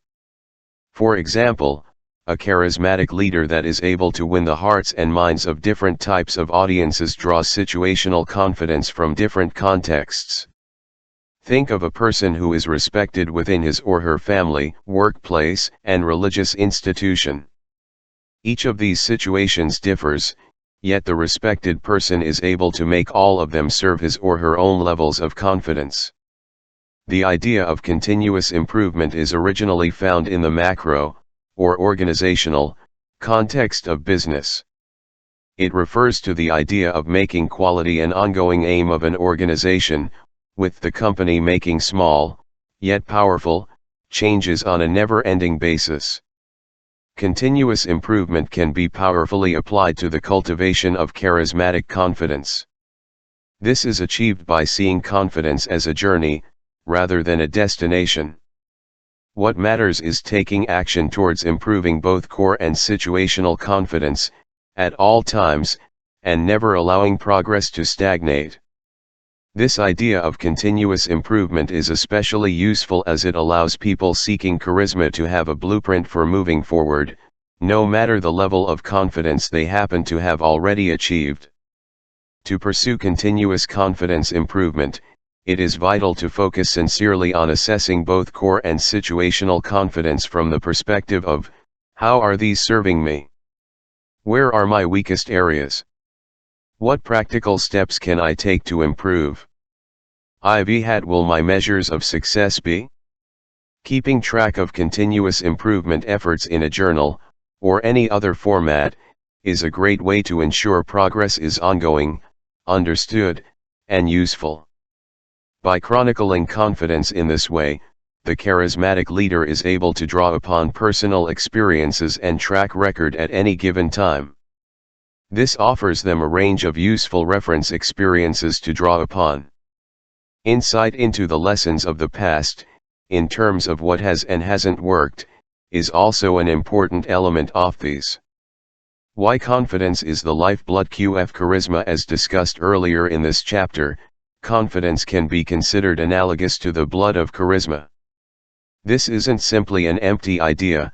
Confidence plays a supportive, sustaining, and strengthening role in every other aspect of the charismatic equation. Confidence is absolutely essential in acquiring and increasing the internal foundations of charisma. Without a strong confidence in why these internal aspects are needed, it is almost impossible to pursue them with any dedication or commitment. It also helps people to persist through difficulties, especially in relation to the more hard-to-grasp aspects of confidence, such as presence. The outer foundations of charisma, such as the ability to step outside of one's comfort zone, face up to fears, and push through barriers, are all absolutely reliant on sufficient confidence being in place. Without confidence, people are likely to feel dejected, jaded, and discouraged. Charisma is absolutely dependent on the leader having sufficient understanding and usage of the various types of confidence described in this chapter. As you progress through the book, Think of the importance of confidence in every idea you come across. Consider how an understanding of confidence, and a proper application of it, can lead to charisma's power increasing exponentially. Chapter 6, Charismatic Body Language. Charismatic body language is one of the most impactful aspects of charismatic leadership. Knowing how to hold oneself in any given situation is an aspect of influence that sets apart charismatic leaders from mere leaders. In this chapter, the detailed aspects of charismatic body language will be explored, as well as how to use these aspects effectively. You will be given the theory behind the body language tips, examples of when to use each technique, and an understanding of how body language supports and reinforces other aspects of charisma. Why actions speak louder than words. The human mind is designed to derive meaning from the details of communication outside of actual words spoken. Hence, someone's body language, and tone of voice, are often more indicative of his or her meaning and message rather than the actual chosen words. Think about the phrase "good morning." Depending on how it is spoken and the body language of the person saying it, it can mean almost anything from, "Hello, my good friend," through to "leave me alone." I am feeling very sad. Just like every other aspect of charisma, and the equation that underpins it, body language is most charismatic and effective when it is used in congruent harmony with other aspects of a person's communicative efforts. Every aspect of the charismatic equation works in harmony with the others. Quite simply, a congruent equation is parallel to greater charisma. To understand this idea of the equation forming a congruent, reinforcing, united structure, rather than mention all of the aspects, we will focus on a few specific aspects for the sake of simplicity. Let's begin by picturing a leader delivering a speech. This leader happens to have high levels of presence and compassion, which they have attained through their pursuit of the inner foundations of charisma. This, in turn, is reinforced by the warm, expressive attention they give to their audience, the outer manifestation of their inner foundations. This general attitude is then further enhanced by an intelligent and emotionally impactful choice of language, delivered through bodily stance, and in a tone of voice, which are totally in harmony with the leader's internal and external charisma. The above example shows how charisma is maximized when every element works to support every other. If someone is delivering an emotionally energetic choice of words, but standing and speaking in a way that is dull and flat, the message loses its congruence and impact. The following are some specific aspects of body language, and how to use them congruently for the maximum charismatic effect. Stance. How a charismatic communicator stands or sits is a key aspect of their body language.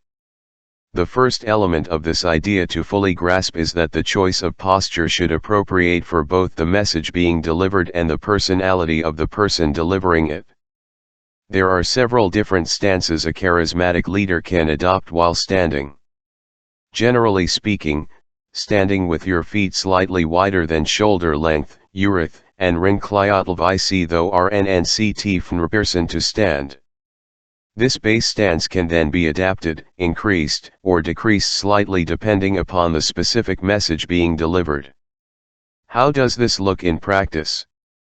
Let's say a charismatic business leader wanted to deliver a speech following a period of good performance for the company. Standing powerfully would be absolutely appropriate for this scenario.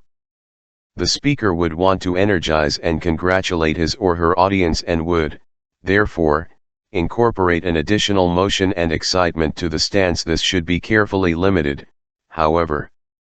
There is a thin line between motion and hyperactivity. The key in staying on the right side of that divide is to ensure the leader is in control of their movements at all times. The movements should be deliberate and not rushed, rather than involuntary and jerky. Stance can also be carefully matched to the tone of a leader's voice, in order to add impact to the way they speak. For example, imagine a leader is delivering a talk containing a mixture of bravado and emotional sensitivity. If the leader wishes for the audience to feel the full emotional force of these ideas, it is important for the leader to adjust his or her stance to something less full-on during the emotional aspects of the talk. The person may wish to decrease the gap between his or her feet and or adjust the angle of his or her shoulders to be slightly less open to the audience. Staying with the above example, when the leader is ready to deliver the more confident sections of the talk, he or she can shift stances to be more open, powerful, and direct. The audience is unlikely to be consciously aware of what the leader is doing, but they will feel the impact nonetheless. This is similar to the choice of camera work taking place during a movie. Good camera angles and cuts will absolutely enhance the content and tone of the story taking place, even though the endip will not consciously understand the stance a leader chooses while sitting is another important aspect of charismatic body language. This stance is dependent upon the particular situation at the time. When speaking to one, or a small number of people, it is good to be aware that leaning forward can indicate interest and attention. This should not be carried out non-stop, however, as it makes the leader look wooden and one-dimensional. Times of interest, shown by leaning forward, should be alternated with times of leaning back in an open and powerful way. When sitting and speaking to a bigger group, such as in a boardroom or some form of seated discussion, it is a wise idea for the charismatic leader to sit up straight. The chin should be tilted slightly back and one should not be afraid to take up space, as this communicates confidence and high status. If you are in need of a role model for this idea, check out Don Draper in Mad Men. His body language during pitches, meetings, and other occasions is absolutely appropriate for a character of his status and reputation. Emulating some of these traits is a great way to increase the confidence listeners feel in your choice of words. We have focused on conveying power, interest, and emotional congruence through stance so far. It is also a useful tool for conveying humility and contrition, when needed. An interesting example of this is the stance used by high-ranking executives from Sony during the fallout from a high-profile hack of their PlayStation service. When the executives chose to deliver a public apology, they did so through bowing. This was a display of stance absolutely reinforcing message, particularly in light of the body language codes of their cultural context. The right use of eye contact is perhaps the most powerful body language tool found in this entire book. Why? Have you ever heard the expression "eyes are the windows to the soul"? It basically means that a person's eyes are expressive and offer a glimpse into what a person is thinking or feeling at the time. A charismatic leader can use this idea to reinforce and support the communication conveying. A strong, calm eye contact is a very attractive and powerful form of charisma. What does this mean? It is basically a level of comfort in looking someone in the eye for a long period of time. People often hear this tip and take it too far, staring disturbingly. This is not what is meant. The eye contact should ideally feel calm as a base level. The projected vibe should be, "I am comfortable with myself and therefore with you," rather than, "I am trying to stare you down and intimidate you." The use of eye contact differs slightly depending on the situation of the time. If someone is speaking to an individual one-on-one, eye contact is easier to use, as there are less variables in play. In a situation such as this, the key is to maintain a base level of eye contact with occasional slow, controlled glances to reduce the pressure and maintain the listener's level of comfort. A responsive, charismatic user of eye contact will also be aware of, and reactive to, the extent to which the person they are speaking with is comfortable with eye contact. If the listener is very shy, the intensity of eye contact should be lessened to preserve their comfort. Conversely, if the listener is very confident, the intensity of eye contact can be increased in order to hold the listener's attention and respect. Eye contact can also be used by a charismatic leader to read the person they are interacting with. If someone is making a lot of jerky, erratic eye movements, it suggests they are uncomfortable or nervous in some way. If they look away at certain points, it may indicate untruthfulness. A leader's ability to use their knowledge of charismatic body language to read someone's eye contact is reliant upon the leader's knowledge of body language in general, and the person they are interacting with in particular. A leader's use of eye contact when speaking to an audience is also important. One way to project an image of strength, confidence, but also intimacy, is to alternate between looking strongly ahead and making occasional, slow, deliberate eye contact with particular members of the audience. This should be used sparingly. If a speaker is constantly trying to look different members of the crowd in the eye, it results in them appearing to be nervous and unsure of what they are doing. If a charismatic speaker is being filmed, their ability to look at the camera correctly becomes key. Looking directly into the camera is, by and large, the best strategy, but if this is pursued, it is important for the leader to switch up their facial expressions to avoid seeming too robotic or as if they are simply staring. Handshake. A good handshake is a well-known tool to be used in the pursuit of charismatic influence. Almost everyone knows the basics: a dry palm, shake firmly, but not aggressively, hold the handshake for a few seconds, make eye contact while doing so. There are some subtle variations on this idea, however. If you look at videos of political leaders shaking hands during meetings, summits, etc., you will often see one leader place his second hand over the top of the existing handshake. The more charismatic leader extends his left hand and grasps the two right hands in a sign of subtle dominance and confidence. Another similar technique to the above is touching someone briefly on the shoulder or arm as you shake hands with him or her. This is a gesture that conveys both rapport and dominance. It should only be used in situations where the charismatic leader feels it will be appropriate, however. Misguided use of body language can absolutely destroy charisma. A prime example of this is when George W. Bush attempted to give Chancellor Merkel of Germany a surprise shoulder rub during a high-level political summit.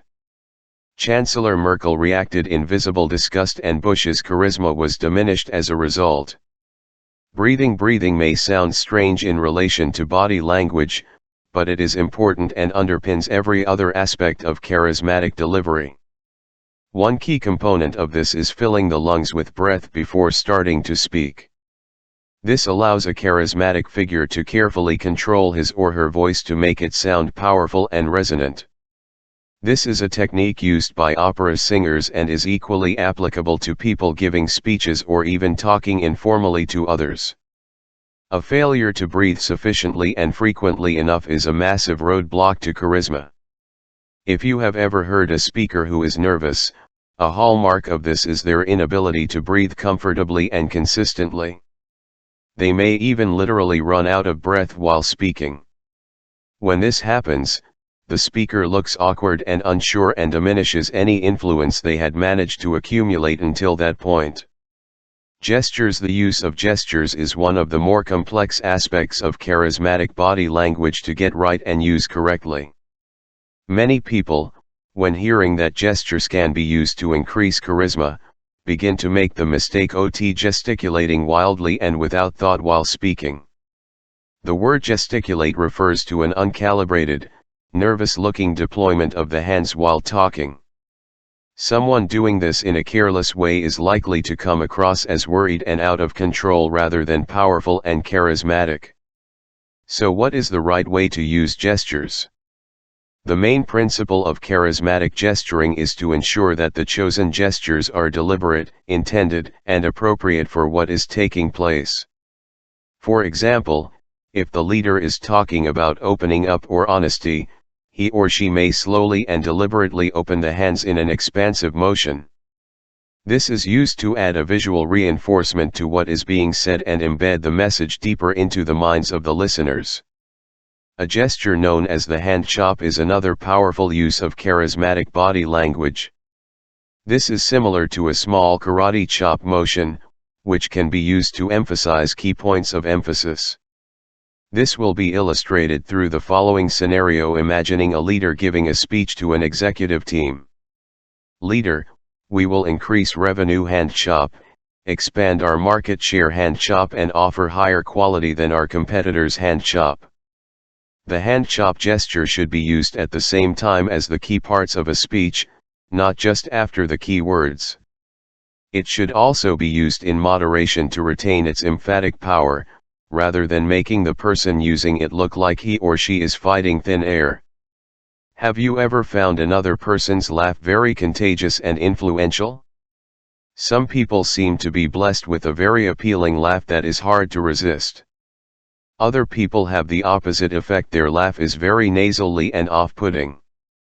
Isn't it interesting how something as seemingly minor as a laugh can be used to exude charisma? There is no such thing as the perfect charismatic laugh. Everyone has to find out what works for him or her. The way to do this is to notice times when your laughter has been met with other laughter or other times when your laughter has been met with awkward silence.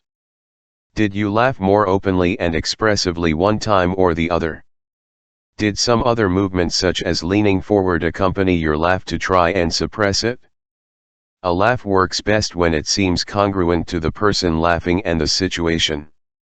Imagine an alpha male leader with a high-pitched giggle. Such a laugh would diminish charisma greatly. Finding an appropriate laugh that works for your circumstance is an important part of charismatic body language. Facial expressions are key for exuding charismatic influence, as a person's face is likely to be the focus of attention for anyone they are interacting with. Subtle use of facial expressions is a GCHD way to increase charismatic perception. This should be used with restraint, however. Someone who becomes excessively expressive with their face starts to look like a mime or a clown rather than a charismatic leader. If a leader wishes to convey warmth and compassion, finding an effective smile is an important element. Scientific studies have shown that a smile is most impactful when it is seen in both the eyes and the mouth at the same time. Focusing only on one or the other leads to a smile seeming a little insincere or forced. Small smiles can also be used to lighten the mood during times of hardship or sadness, but should be subtle, such as a small motion at the corner of the mouth, rather than a full grin. The message of a sad smile is, this situation is difficult, but we will remain positive, rather than, I am inappropriately enjoying this moment.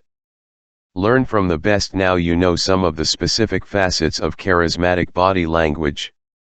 This chapter is intended as a map rather than a photograph. What does this mean? It should point you in the direction of how to acquire charismatic body language rather than teaching you directly. So what is the best way to learn and master such body language? The first step in the process is to know the type of technique you wish to learn. For example, if someone wishes to improve his or her stance, thinking specifically about the type of stance he or she wants to acquire should be the initial step. Next, a person must seek out role models who are known for using the desired type of body language and analyze what they are doing and why it works. In today's world, with the internet, this is easy. People can watch and analyze the most charismatic people from history at the touch of a button. Once such role models have been found and analyzed, it is important to consistently apply the newfound techniques. Otherwise, the time spent learning is wasted, as there is no tangible benefit or improvement. Chapter 7, Adapt or Die, The Importance of Engagement. What does it mean to engage? The ability to adapt aspects of charisma in order to engage people is a vital part of the entire process.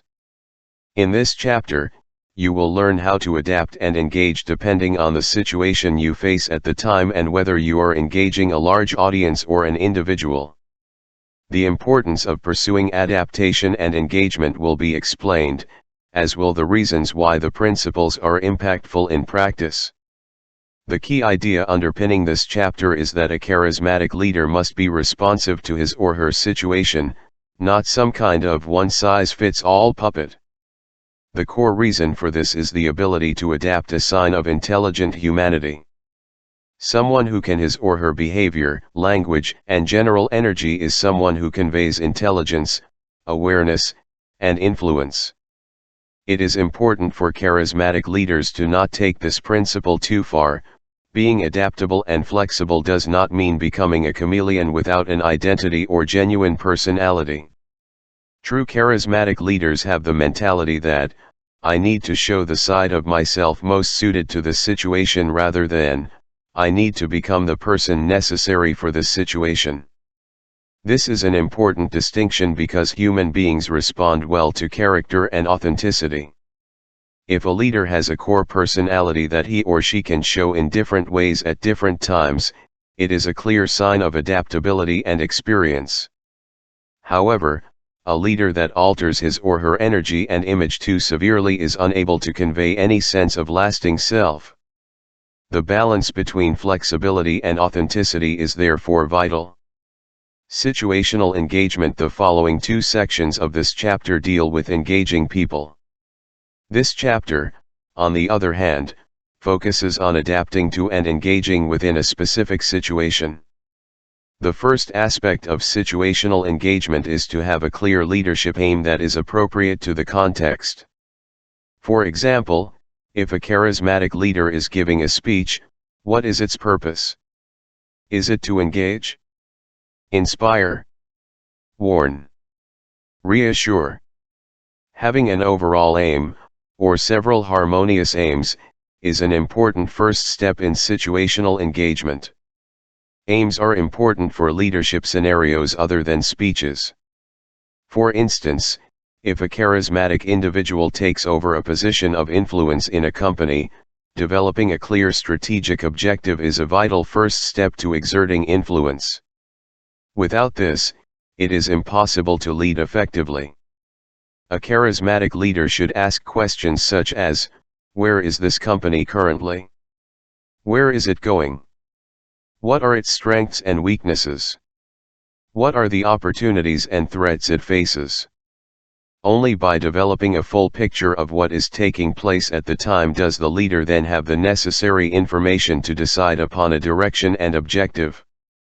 Cultural factors are also vital considerations when charismatically influencing a situation.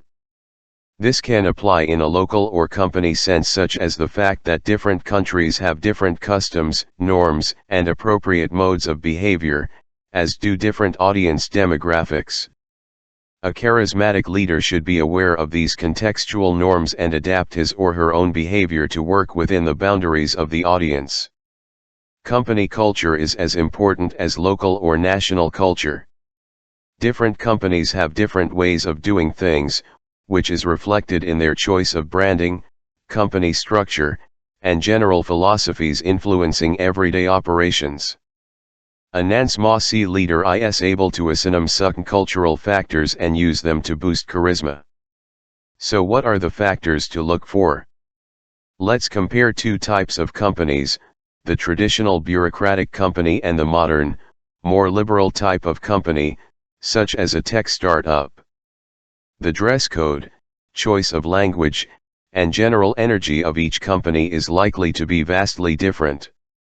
To operate effectively in either environment, a charismatic leader is required to be able to almost construct a Venn diagram between his or herself and the company culture, seeking as many areas of adaptive overlap as possible in order to become effective within any particular cultural context.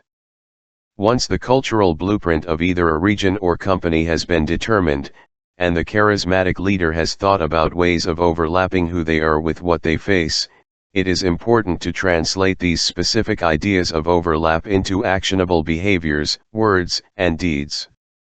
If, for example, a charismatic leader is giving a speech within a bureaucratic context, the leader should seek a story from his or her life that can resonate within such a context. The story can then also be delivered using language that is suitable for the environment and with body language appropriate for the situation.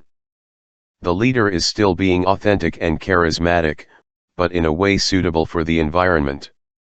Some people have a belief that this form of situational adaptation is somehow dishonest or immoral.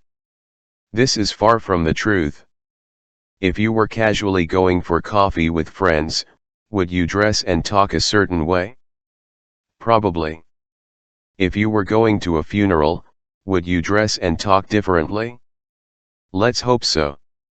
In both situations, you would be your authentic self, just an appropriate version for the situation. Leadership scenarios are no different from everyday life in the sense lay audience enablement. Engaging a large group of people is a context that calls for adaptation. This section will use the scenario of delivering a talk to a large audience to explain and illustrate this concept. The first type of situational engagement a charismatic leader should seek to deploy is an understanding of how to interact with their given audience. Some possible types of interaction include a call and response, asking for volunteer participation, or pausing for laughter or applause. It is imperative to note that each of these tactics is dependent upon the situation encountered and the appropriateness of the given situation. A call and response style of delivery is appropriate for higher energy, less formal contexts. A motivational talk is a great example of this. When motivational speaker Tony Robbins is interacting with a crowd, he will frequently elicit verbal agreement responses from the crowd. What is the purpose of doing so? It is threefold. First, the audience remains focused, as they are engaging with, rather than passively receiving, the content. Secondly, the audience's energy level rises with the collective sound of the room. Have you ever been in an environment where people are collectively verbalizing, perhaps at a rock concert, religious service, or sporting event? If so, you will know the power of collective verbal response. The third and final purpose for call and response audience engagement is to establish the frame of the speaker being in control. Asking for volunteers from the audience has both risks and rewards. The right volunteers will add audience interest in the talk and also make it more relatable. However, the wrong type of volunteer can change the vibe of a talk inappropriately or ruin its smooth progression. A great way around this is to plant known volunteers in the audience, which allows all of the benefits of volunteer participation to be retained while the negative aspects are eliminated. A pause for laughter is an appropriate audience response during a light-hearted or positive talk. A couple of well-timed jokes are powerful tools to raise the energy and range of the room. There are some important caveats to be aware of, such as utilizing jokes sparingly. Too many jokes will turn a speech into a stand-up comedy performance and reduce its impact. Also, pausing for laughter requires careful attunement from the leader speaking. If the audience is not laughing, do not pause awkwardly and do not repeat the joke in a desperate need for a response. If a particular joke doesn't hit, no big deal. Move on like nothing happened. Pausing for applause is similar to pausing for laughter in some ways. It is a good idea to have impact points in a speech in which applause might be appropriate. A charismatic speaker should be aware of these in order to know when to potentially pause for applause. Similarly to pausing for laughter, pausing for applause should not be sustained or forced. If the crowd doesn't applaud, that's fine and you should just move on. Don't wait awkwardly or look visibly disturbed by a lack of response. Staying in control at all times is essential to maintain a charismatic presence while public speaking. The final principle underpinning audience engagement is the understanding of the hearts and minds of the people you are speaking to. By modifying your talk or speech to include aspects of life the audience are passionate about and will respond strongly to, you are ensuring the audience will feel appreciated, understood, and influenced. When carrying out this technique, it is important to do so authentically. Trying to shoehorn in a couple of token references to something you half-heartedly expect your audience to respond to will kill charisma rapidly. The epitome of this is the rock band that greets the wrong city while performing.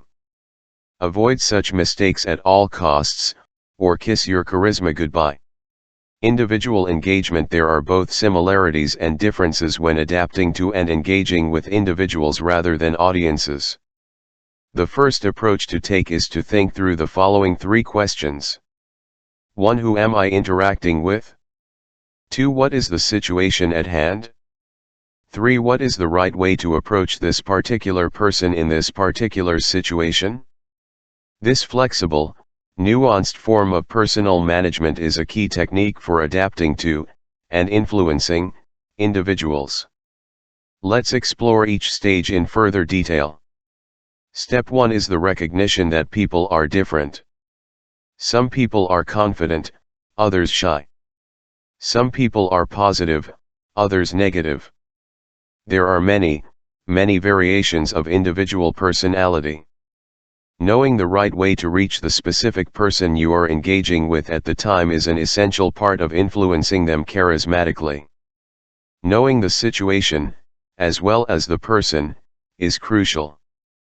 Are you speaking to them to congratulate them? Are you warning them? Firing them? Whatever the situation happens to be, you are required to adapt your approach accordingly. Once you have a full understanding of the person you are interacting with and the reason you are interacting with them, you can prepare your approach. Different people will need to be spoken with in different ways depending on their specific situation at the time.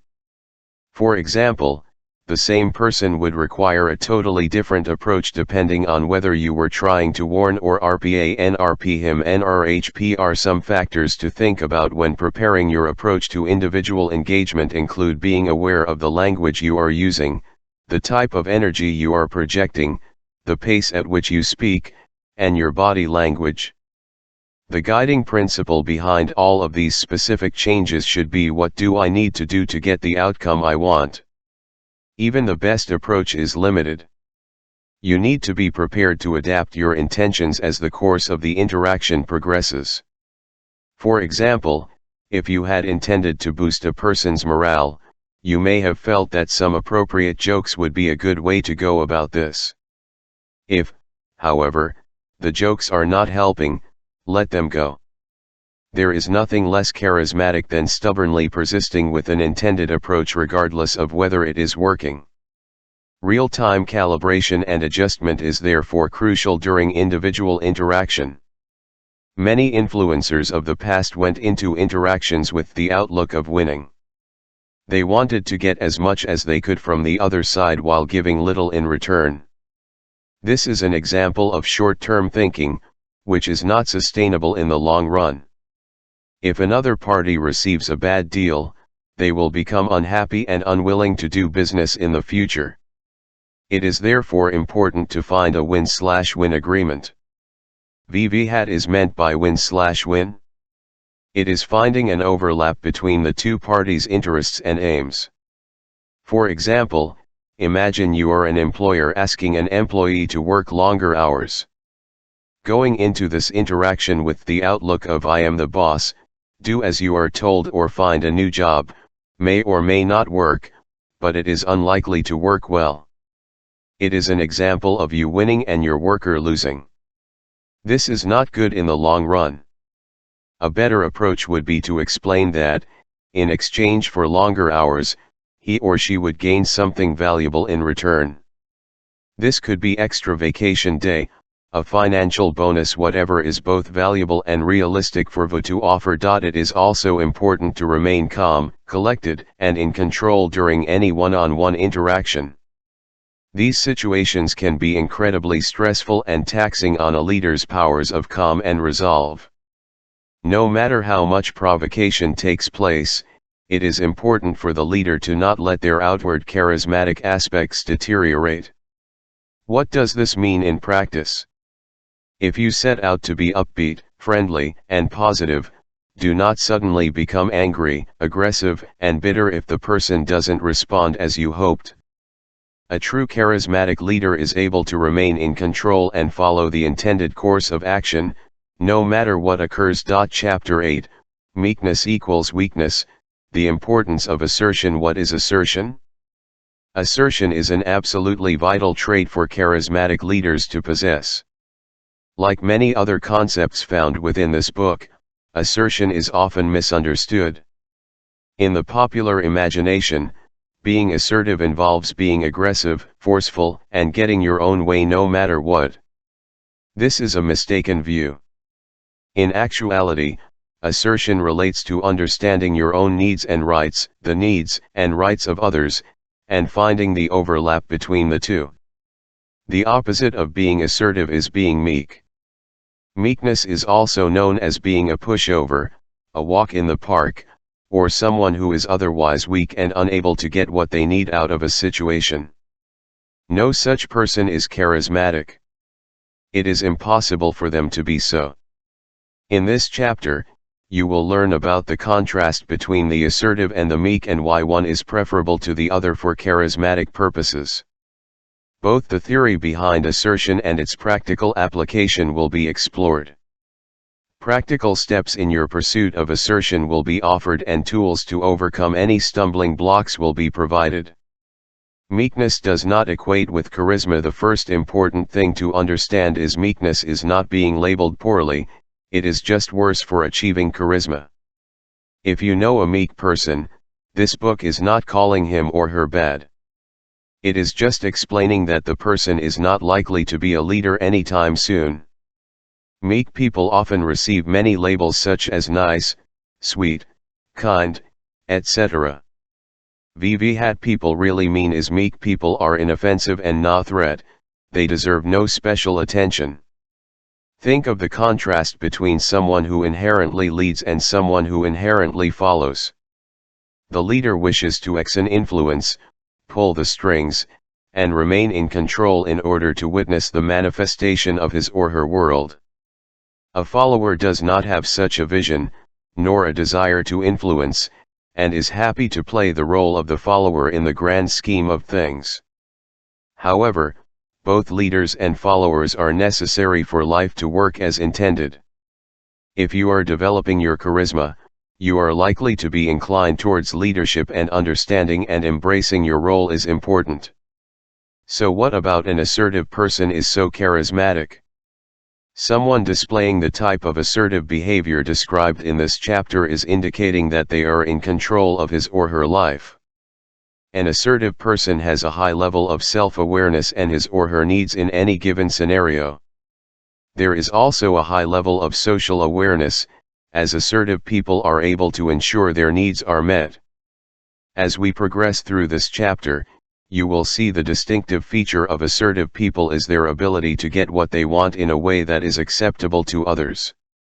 This is the difference between a charismatic person practicing assertion as opposed to a selfish person out to get as much as they can.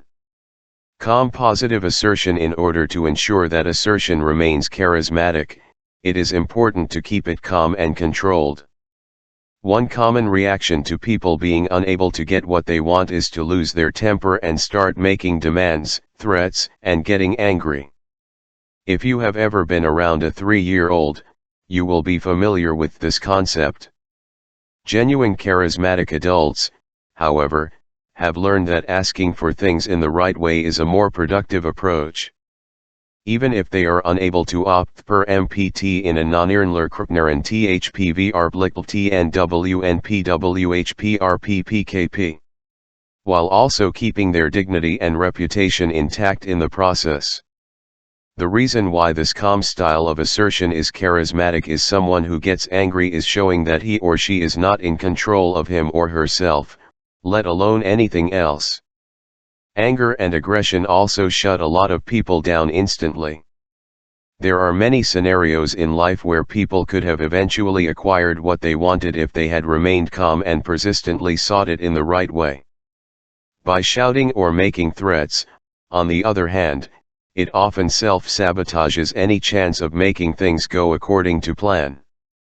This is not to say that forceful behavior and words have no place at all, but they are not the right approach with regards to charismatic assertion. Seeking win/win. The idea of win/win was introduced in the last chapter, but it will applied more fully now.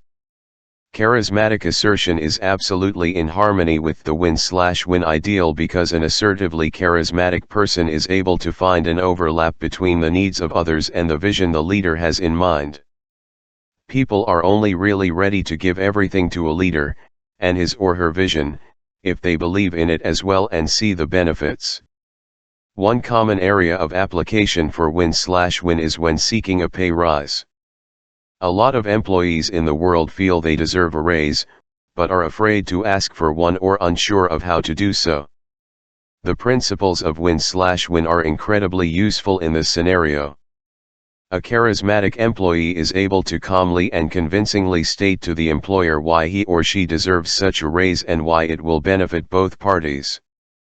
Even if the employer is unable to grant the raise at the time of asking, he or she may be impressed by the calmly assertive way in which the request took place. This is likely to be beneficial for the employee in the long run. Thinking about romantic relationships through the lens of charismatic, win/win assertion is also a helpful approach to take. Many of the behaviors that destroy relationships stem from going about things in a way contrary to this charismatic idea. For example, a lot of people in relationships are so focused on getting their own way that they end up neglecting the needs of the person they are with. It is possible, and preferable, to have a win/win approach to romance. By knowing what your partner, and you, need from a relationship, it is easier to ensure both people are happy. Taking action. Another key component of charismatic assertion is being able to ensure that any ideas you have are translated into action. There is no use in reading countless books, including this one, if you are unwilling to act upon what you have read. Assertion is intended as an action rather than an idea. Let's look at some practical steps you can use to increase your levels of charismatic assertion. The first important step to take is to understand the place in your life you are in. This involves assessing the degree to which you are currently assertive. Ask yourself questions such as, when did I last act assertively? What was the outcome? Are there times I find it difficult to be assertive? When do these occur? VVHY.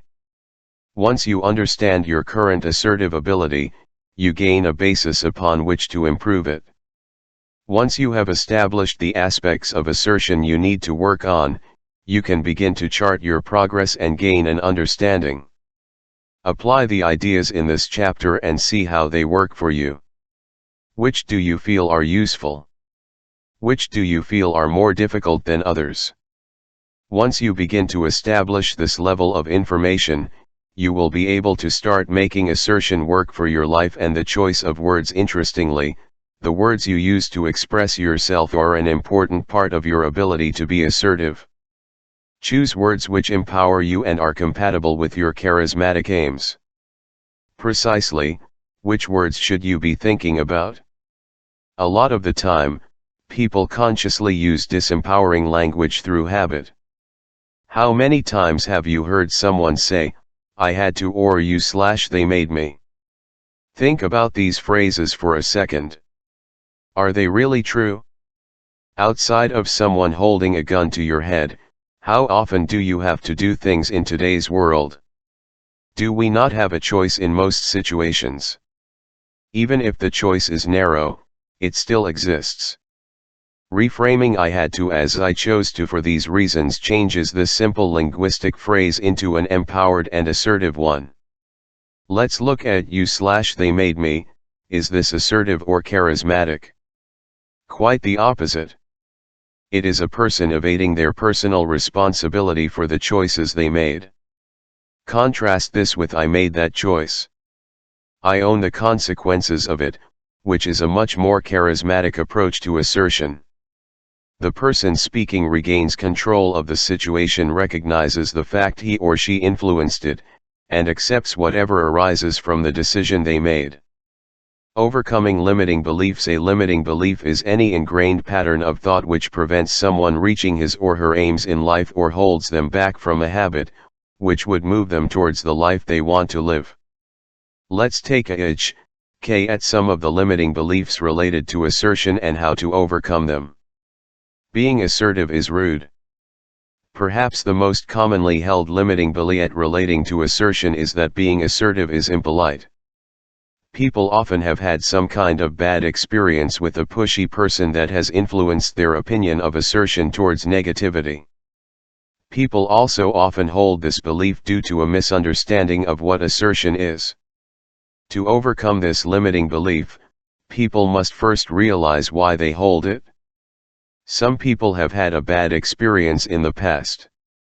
By revisiting where their original opinion of assertion stems from, such people are able to understand the reasons why their view of assertion is incorrect. Clearing past baggage out the way is an important first step in becoming assertive. Overcoming the limiting belief related to an incorrect view of assertion is easier. It is fairly straightforward to explain to someone that assertion involves a mutual understanding and respect between the needs and wants of two parties. Once this mistaken view of assertion has been corrected, it is up to a person to understand how assertion is in fact mutually beneficial and positive.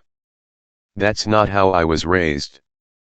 Being held back by the behavior of family members is a stumbling block towards assertion that can be difficult to overcome.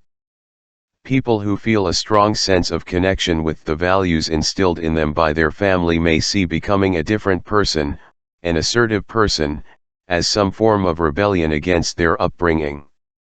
This can be difficult to overcome. The first step in overcoming a limiting belief of this type is helping a person to see that changing one aspect of how they are towards others is not a rejection of their family. It is nothing more than a small, manageable personal change. After people really stop and confront this limiting belief logically, it is usually possible to help them see that their family wants them to be happy, and if assertion helps with happiness, it is something their family would support. It goes against my culture. It is an undeniable fact that differences between cultural norms exist between countries. To say so is not in any way prejudiced or discriminatory. It is simply recognizing that the world is a rich place full of diverse cultures and ideas. The problem occurs when someone lets his or her national identity hold him or her back from becoming assertive. There are two main forms of this limiting belief: someone operating within his or her own national culture and someone operating outside his or her own national culture. If someone was raised in a culture less assertive than the one he or she now operates in, it is possible to help him or her overcome these boundaries, quickly pointing out to the person that his or her lack of assertion may have been appropriate for another culture, but is less so for the one currently in, helps him or her to understand the cultural relativity of behavior. Explaining to the person that becoming assertive within a different national culture is not rude, but sensible, can help people find the practical benefits of doing so. I've tried before and it didn't work for me.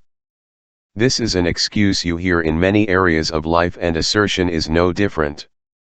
People who feel that they have tried to be more assertive in the past, but it didn't work out well for them, often assume that it won't in the future.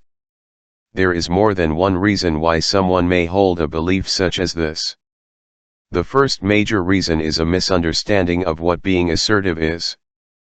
Perhaps someone tried to be aggressive in the past, it didn't work, and as a result have mistakenly written off being assertive in the present. If someone holds this limiting belief, it is important to explore past actions. It will often be the case that he or she did not try genuine assertion in the past and have since dismissed the concept incorrectly, or perhaps tried something close to genuine assertion, but in a wrong situation. Only by finding the past mistake is it possible to correct the future action. Until someone knows where he or she went wrong, it will be difficult to make things go right. Fixing this limiting belief, and the technique for doing so, can greatly help people in almost any area of life currently failing. There's no point. The limiting belief of thinking assertion is pointless typically stems from two possible areas: a genuine view that it is pointless, or using this idea as an excuse to avoid taking action. Each can be overcome in a slightly different way. If someone thinks that assertion is in fact pointless, the way to overcome this belief is to help him or her realize the many benefits of assertion, both for the individual and the people they interact with. Such a person can have a new view of assertion reinforced through self-examination and the cultivation of reference experiences. If someone is using this limiting belief as an excuse for taking action, the remedy is to make the pain of inaction greater than the pain of action. What does this mean? People avoid doing something because it seems like the best choice for them. The human brain is rational and weighs the benefits of action against the cost of action. When you can make taking action on becoming assertive more popular and attractive than remaining inactive, it is almost inevitable that the journey towards assertion will begin. Chapter 9, The Charismatic Mind, Intelligence is Your Ally. This chapter will explore the facets of intelligence, in its various types, that help to support charisma. The importance of combining emotional intelligence with cognitive intelligence to form charismatic intelligence will be emphasized and applied to various possible scenarios you will face in your life. You will learn the power of making big ideas understandable and why it is important to use examples to illustrate when explaining things to people. The chapter will conclude with an exploration of intelligent storytelling and how it can serve your charismatic journey. Emotional intelligence plus cognitive ability. Charismatic intelligence. Throughout this book, the idea of being either cognitively intelligent or emotionally intelligent alone has been shown to not be enough. Combining these two ideas to make a potent formula lead to charismatic intelligence. A common mistake when attempting to cultivate charismatic intelligence is to pursue emotional and cognitive intelligence separately at first, before attempting to force them together in some haphazard way further down the line. This approach can work, but it is not optimal. A better idea is to focus on cultivating complementary forms of emotional and cognitive intelligences in the first place. How can emotional and cognitive intelligence be cultivated together in the same process? It is important to think about how each form of intelligence you are pursuing will work with the other in the long run. This idea is easier understood through examples. Imagine you are trying to pursue charisma related to providing financial advice. Unit RTNE 2 areas OT intelligence TNAT would serve you. INENRST would be cognitive financial intelligence, the second would be emotional financial intelligence. Let's take a look at these in turn before exploring how they work together. Cognitive financial intelligence relates to the technical, mental, and mathematical aspect of finance. For example, understanding income, taxation, savings, interest, compounding, and debt.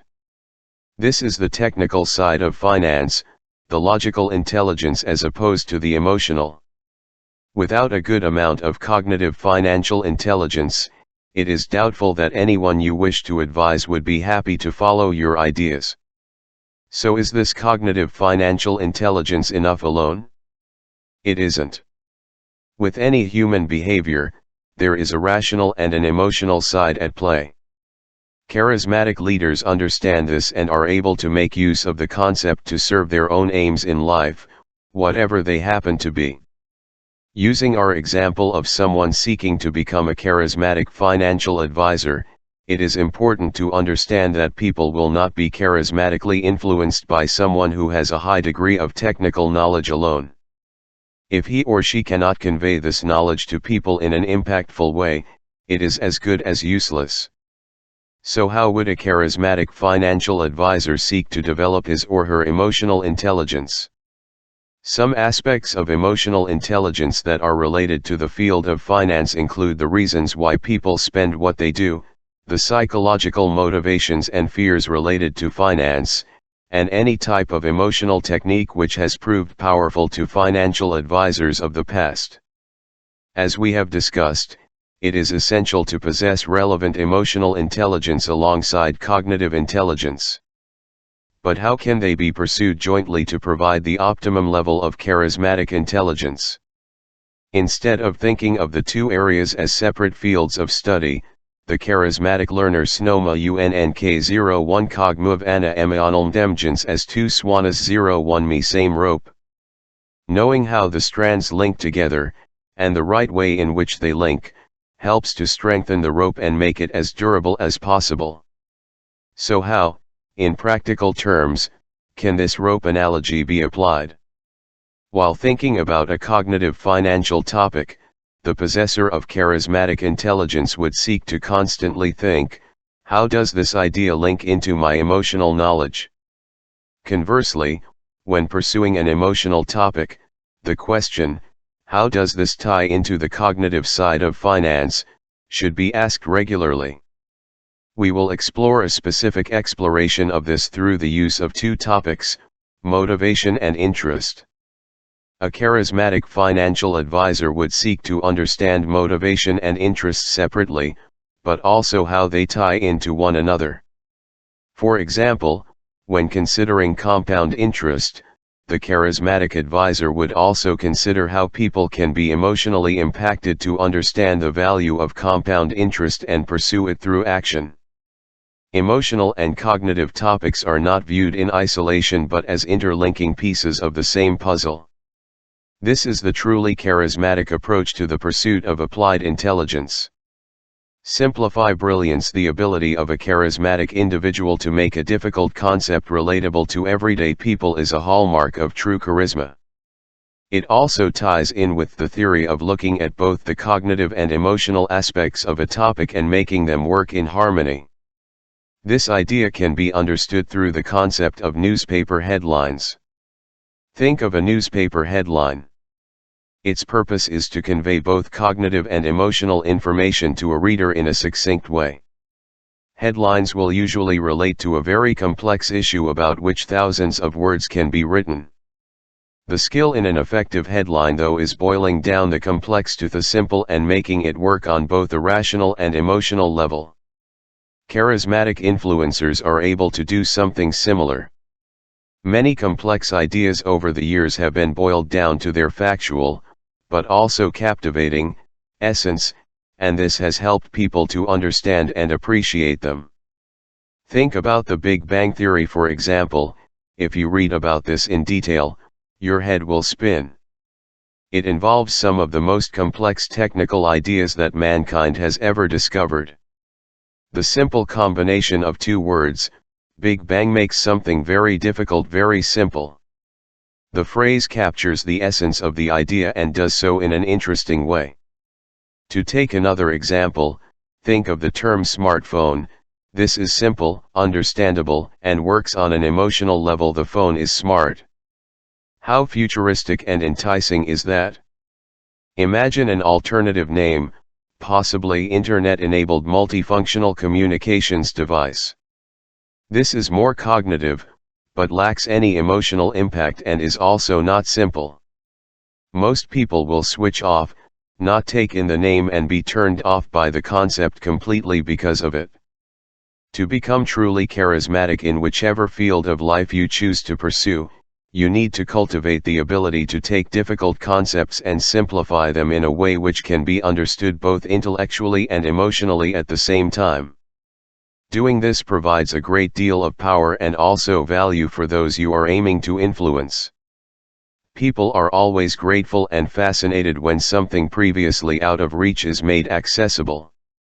The ability to illustrate with examples using charisma intelligently is more than just being able to take difficult concepts, relate them on an emotional and intellectual level, and boil them down for the sake of simplicity.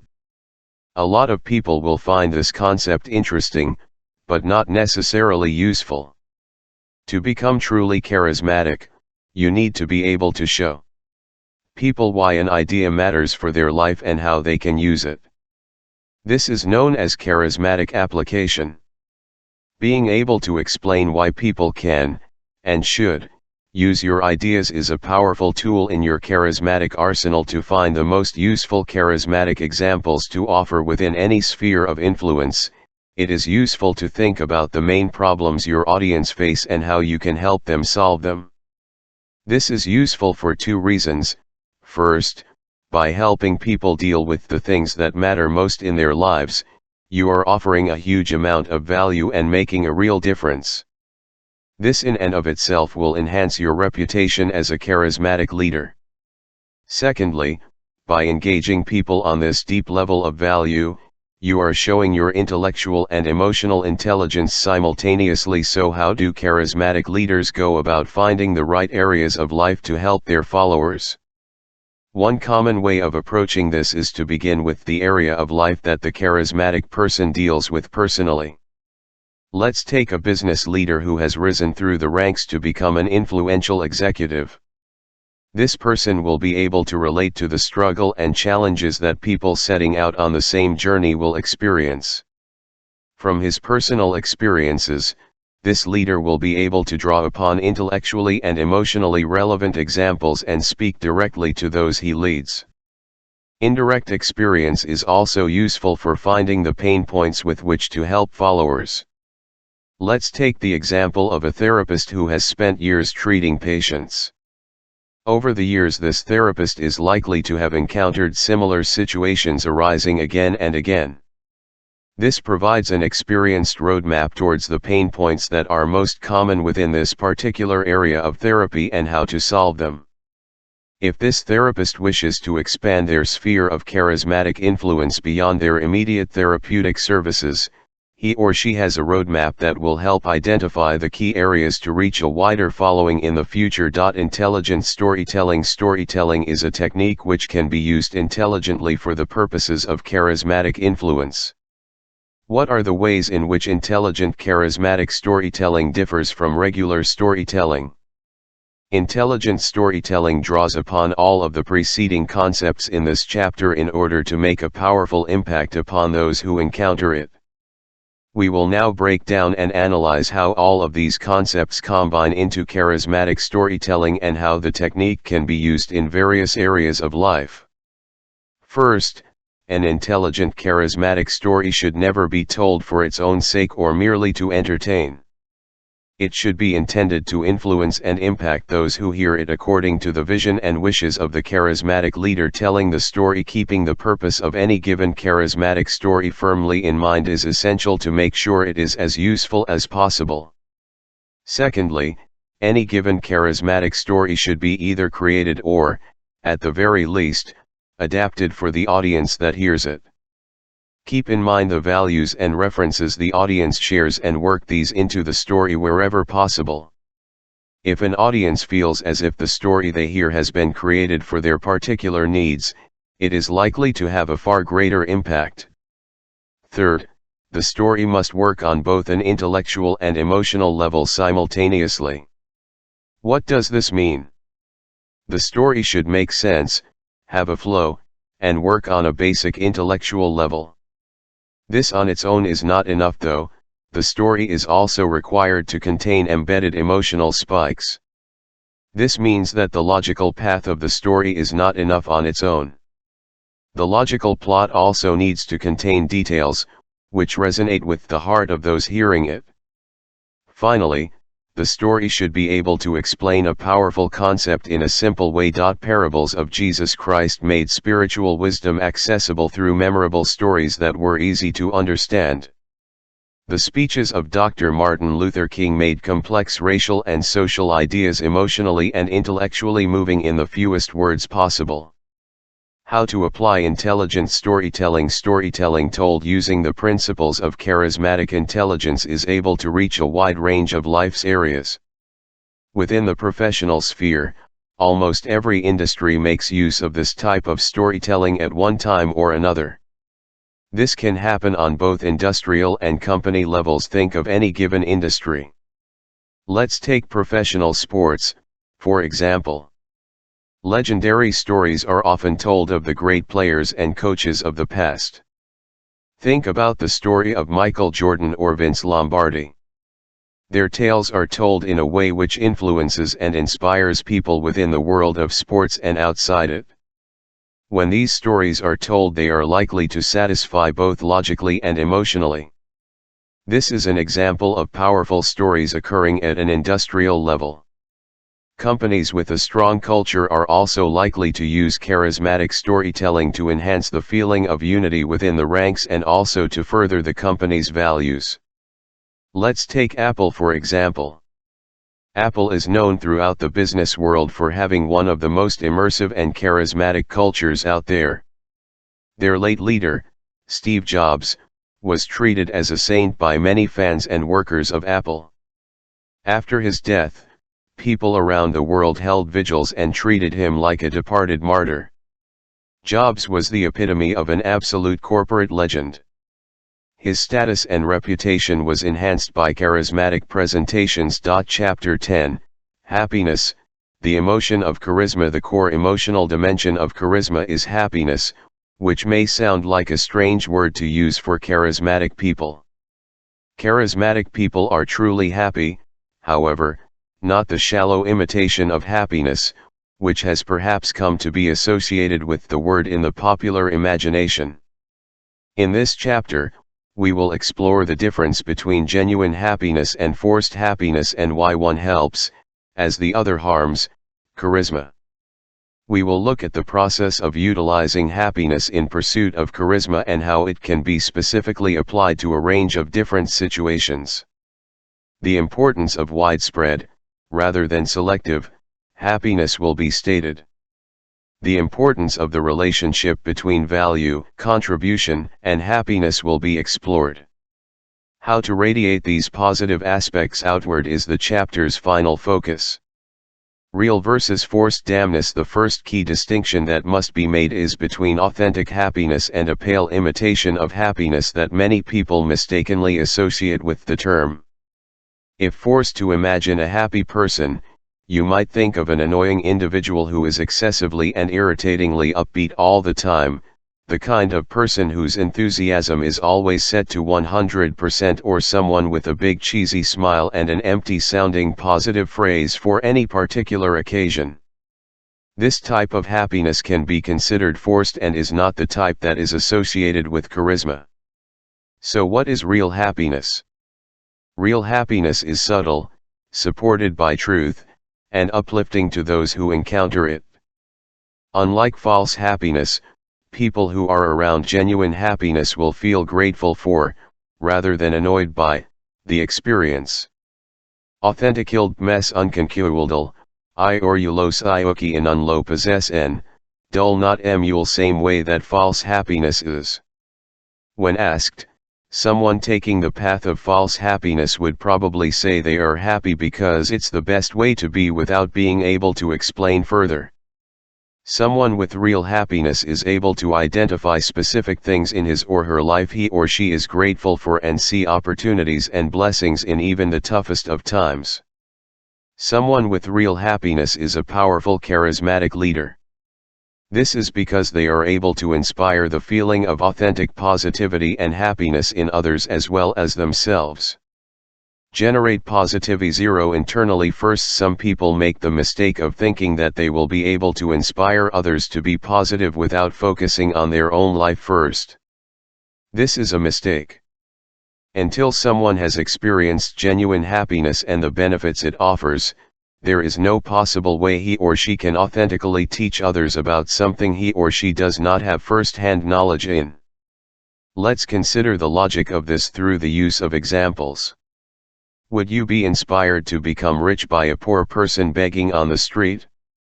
Definitely not. Similarly, if an overweight person was giving you exercise and workout tips, would you be likely to take them? It's doubtful. So how could someone who is not authentically happy hope to spread the feeling to others? If you are pursuing charisma and feel that authentic positivity and happiness could assist in your aim, please try out the following ideas in generating it in yourself. Respecting your body and mind is the first step to take. This means you need to live a balanced life.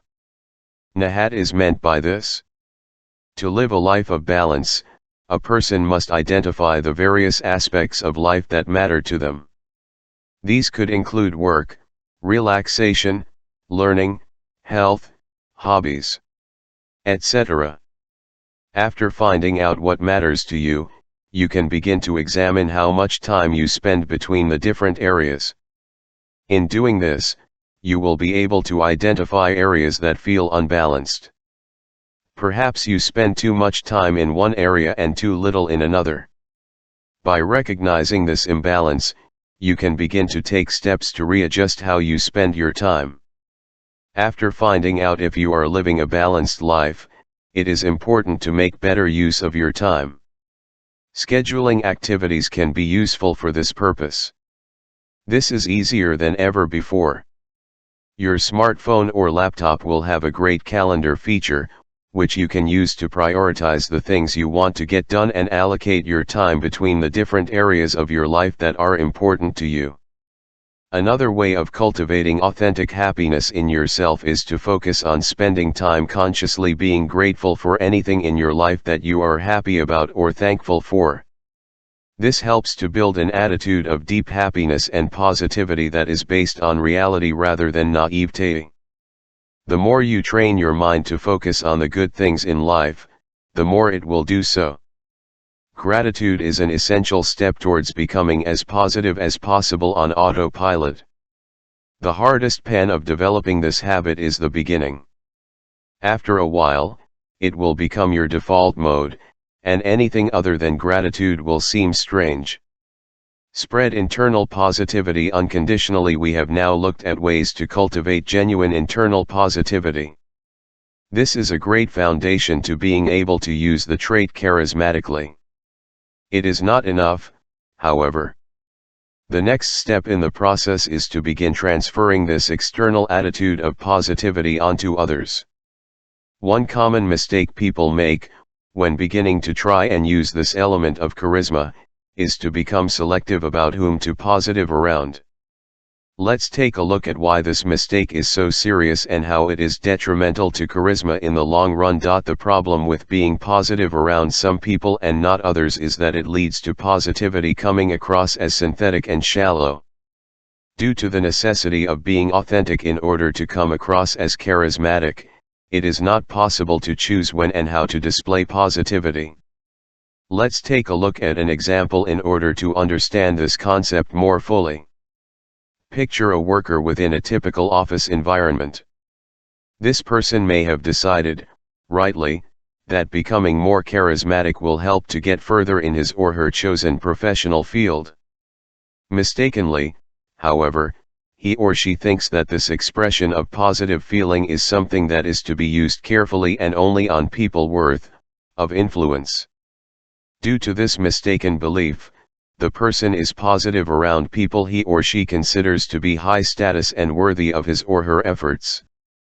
Other people, however, notice that the person is not authentically positive and are able to see through the deception which is taking place.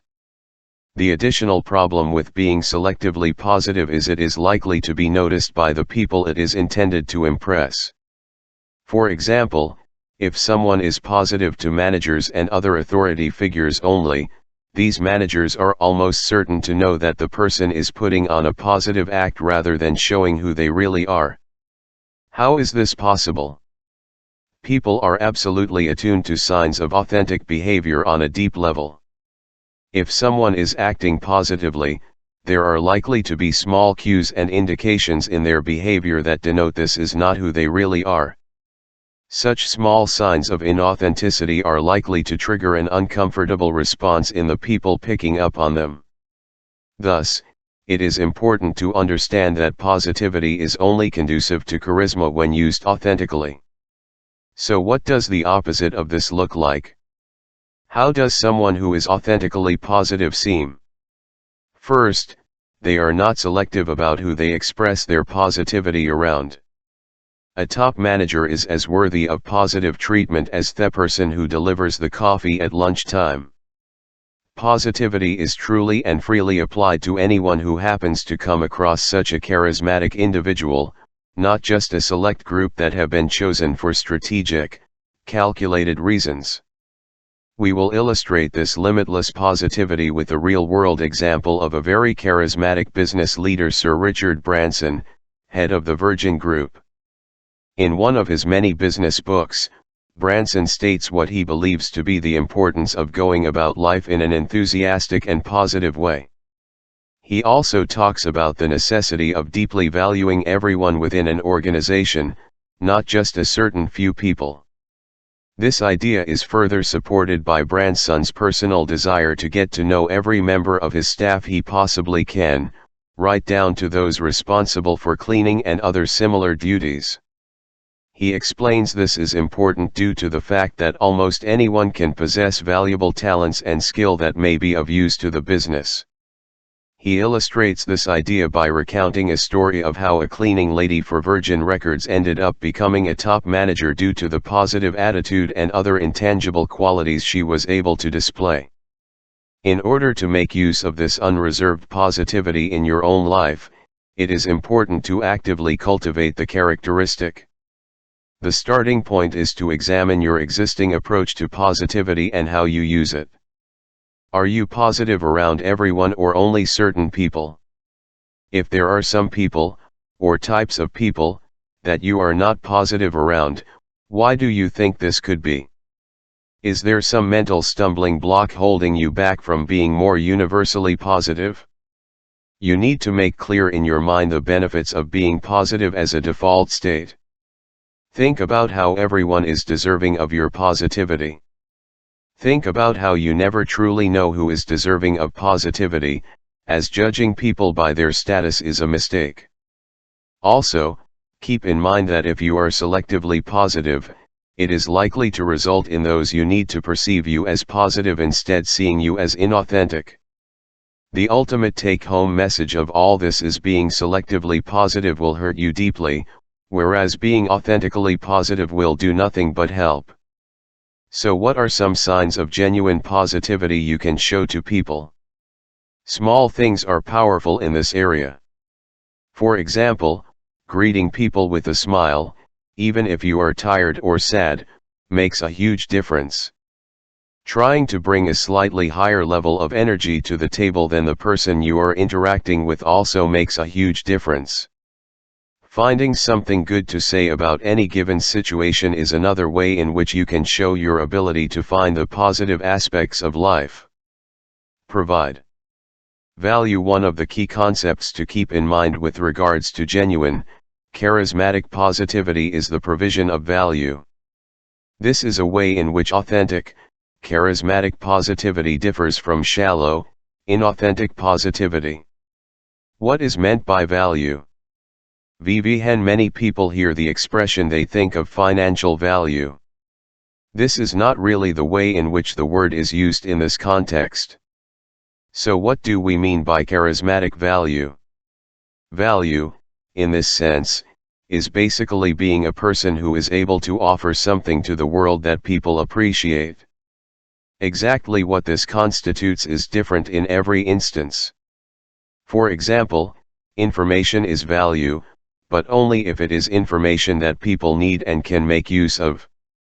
Therefore, the type of information that constitutes value in a given situation is entirely dependent upon what the people are seeking in that situation. Let's take a look at some of the situational ways in which value can be understood. Let's take the example of a life coach who aims to inspire people to take control of their lives and meet their goals in various areas. Such a coach would be providing value to his clients, but only as long as what he taught them was useful. If such a coach had strategies, information, and ideas that could genuinely utilized, such a coach would be providing value. Outside of the above context, however, such a coach might not be providing value, even if they were offering exactly the same information. Let's say, for example, the coach offered the same information to a group of people who were looking to better understand nutrition. Although valuable to the first context, the information would not be valuable in the context of the second scenario. What does this go to demonstrate? There is no absolute idea of what constitutes value. There are only situational demands. So can you figure out how to be valuable in any given situation? The starting point of providing value is to approach any given situation or person with two questions in mind: what is needed here? How can my own skills and experiences match what is needed? By asking these two questions, a person is able to determine the overlap between what the situation requires and what the person is able to offer. This is the starting point for offering value. Another useful approach to take is the problem-solving mentality. This involves figuring out what problems an organization, person, or situation is facing. Then, simply try and find answers to the problems. This is one of the key differences between someone who provides value, and is therefore charismatic, and someone who is not able to offer value. People who are not charismatic are often able to identify and focus on problems, but are unlikely to know how to solve them. Charismatic people are, at least, able to focus on the potential solution as much as they are on the problem itself. Appropriate positivity. The final important nuance relating to charismatic positivity is the ability to be appropriately positive for any given situation. What is meant by this? Just as providing value requires understanding what is needed in a particular situation, take a look at some examples of how to determine the appropriate level of positivity and what constitutes appropriate positivity and what are the major mistakes to avoid. To begin, what exactly do we mean by appropriate positivity? Appropriate positivity essentially involves matching the positive projection to the situation at the time. This is better understood through some examples. Imagine a sales team has not only met, but also vastly exceeded, their quarterly sales target. This is a time where positivity should be fully and enthusiastically expressed. Language bordering on the hyperbolic can be used, whereas in other situations it would seem like too much. Let's contrast this above scenario with the opposite outcome: a sales team has failed to meet their expectations and target goal. Some people might think that such a time is not appropriate for positivity in any way. They would be wrong. Charismatic leaders are able to be appropriate in almost every situation, but in the right way. So what would be the right way in this scenario? It would involve stating that there are valuable lessons to be learned, another chance to meet and exceed targets in the next quarter, and that many people had given excellent levels of effort. So does being positive in the face of negative circumstances mean ignoring the true reality of the situation? Not at all. Instead, it involves choosing to find and focus on any good aspects that have occurred. It is important to note that such good aspects must genuinely exist. People know when they are being lied to, so simply stating positives have occurred which have not, is a bad tactic to take. Let's look at some practical ways to be realistically and appropriately positive. The main way to go about this is by actively seeking to train the mind to find something good in any situation. This is most difficult when it is first pursued. HNTHPRNRNPQ Pasipir NVPR Timp.PT San Anal Nav TN Psan Lane. What is Mpantvs? Imagine a sports team just played a big match, but have fallen far short of expectations and were beaten soundly. Despite the overall outcome, perhaps there was one period of the match or one player in particular, who had excelled. A charismatic leader would be able to recognize these beneficial events, while still being completely realistic about the downsides of what had occurred. Some people will be asking the question, what if there is a situation where no one performed well and nothing went right? Such situations are very rare, but let's say one has occurred. This would be a great chance for a charismatic leader to explain that the lowest point had been reached and only good things would follow. You are now equipped with a thorough understanding of how happiness, and genuine positivity, contribute to charisma. We will now explore the major mistakes you can avoid making, before going on to look at some of the most charismatic people the human race has ever witnessed, and the lessons you can learn from them. Chapter 11, How to Kill Charisma. Don't dig your own grave. Up to this point, we have explored exactly what charisma is and looked at specific ways of becoming more charismatic. The book's focus has been entirely on what should be done and ways of becoming more charismatic. We will now switch focus to looking at the foremost mistakes to avoid making in your pursuit of charismatic influence. It is vital to know what to avoid since, like many things in life, charisma can take years to develop, but an instant to kill. To avoid self-sabotaging your own charisma, we will look at specific traits to avoid and how they apply in a wide range of different situations. Indecisiveness. Indecisiveness is absolutely counter to the charismatic personality. One of the things about a charismatic leader that makes him or her so appealing to follow is the ability to make clear decisions and stick to them. If you think of any charismatic leader in any field, you are sure to recognize his or her ability to assess a situation, make a decision, and stand by that decision to incite one of the most powerful charismatic techniques available to him or her. So what exactly do we mean by indecisiveness? Which situations does it apply to and how can it be avoided? Indecision is simply the state of not knowing what to do. Why exactly is this so detrimental to charisma? A large part of charismatic influence and leadership is inspiring people to take a certain course of action. If you are unable to make a decision regarding the correct course of action to follow, it is impossible to inspire others. So what are some of the main reasons why people are indecisive? One primary reason for indecision is genuinely not knowing the best course of action to take. This can occur for a number of reasons. To start, sometimes people are unaware of the field or context that their decision must apply to. For example, if a manager joins a new company, he or she may be unaware of the nuances of that particular industry and thus unable to operate effectively within it. Inexperience is therefore a major reason for being unaware of the best decision to make. Secondly, people are often unsure of the right decision to make due to being presented with different options and being unable to decide between them. This can be avoided if a leader is equipped with the skill to evaluate a range of options, choose one, and pursue it relentlessly. So how does a leader go about this process of evaluation?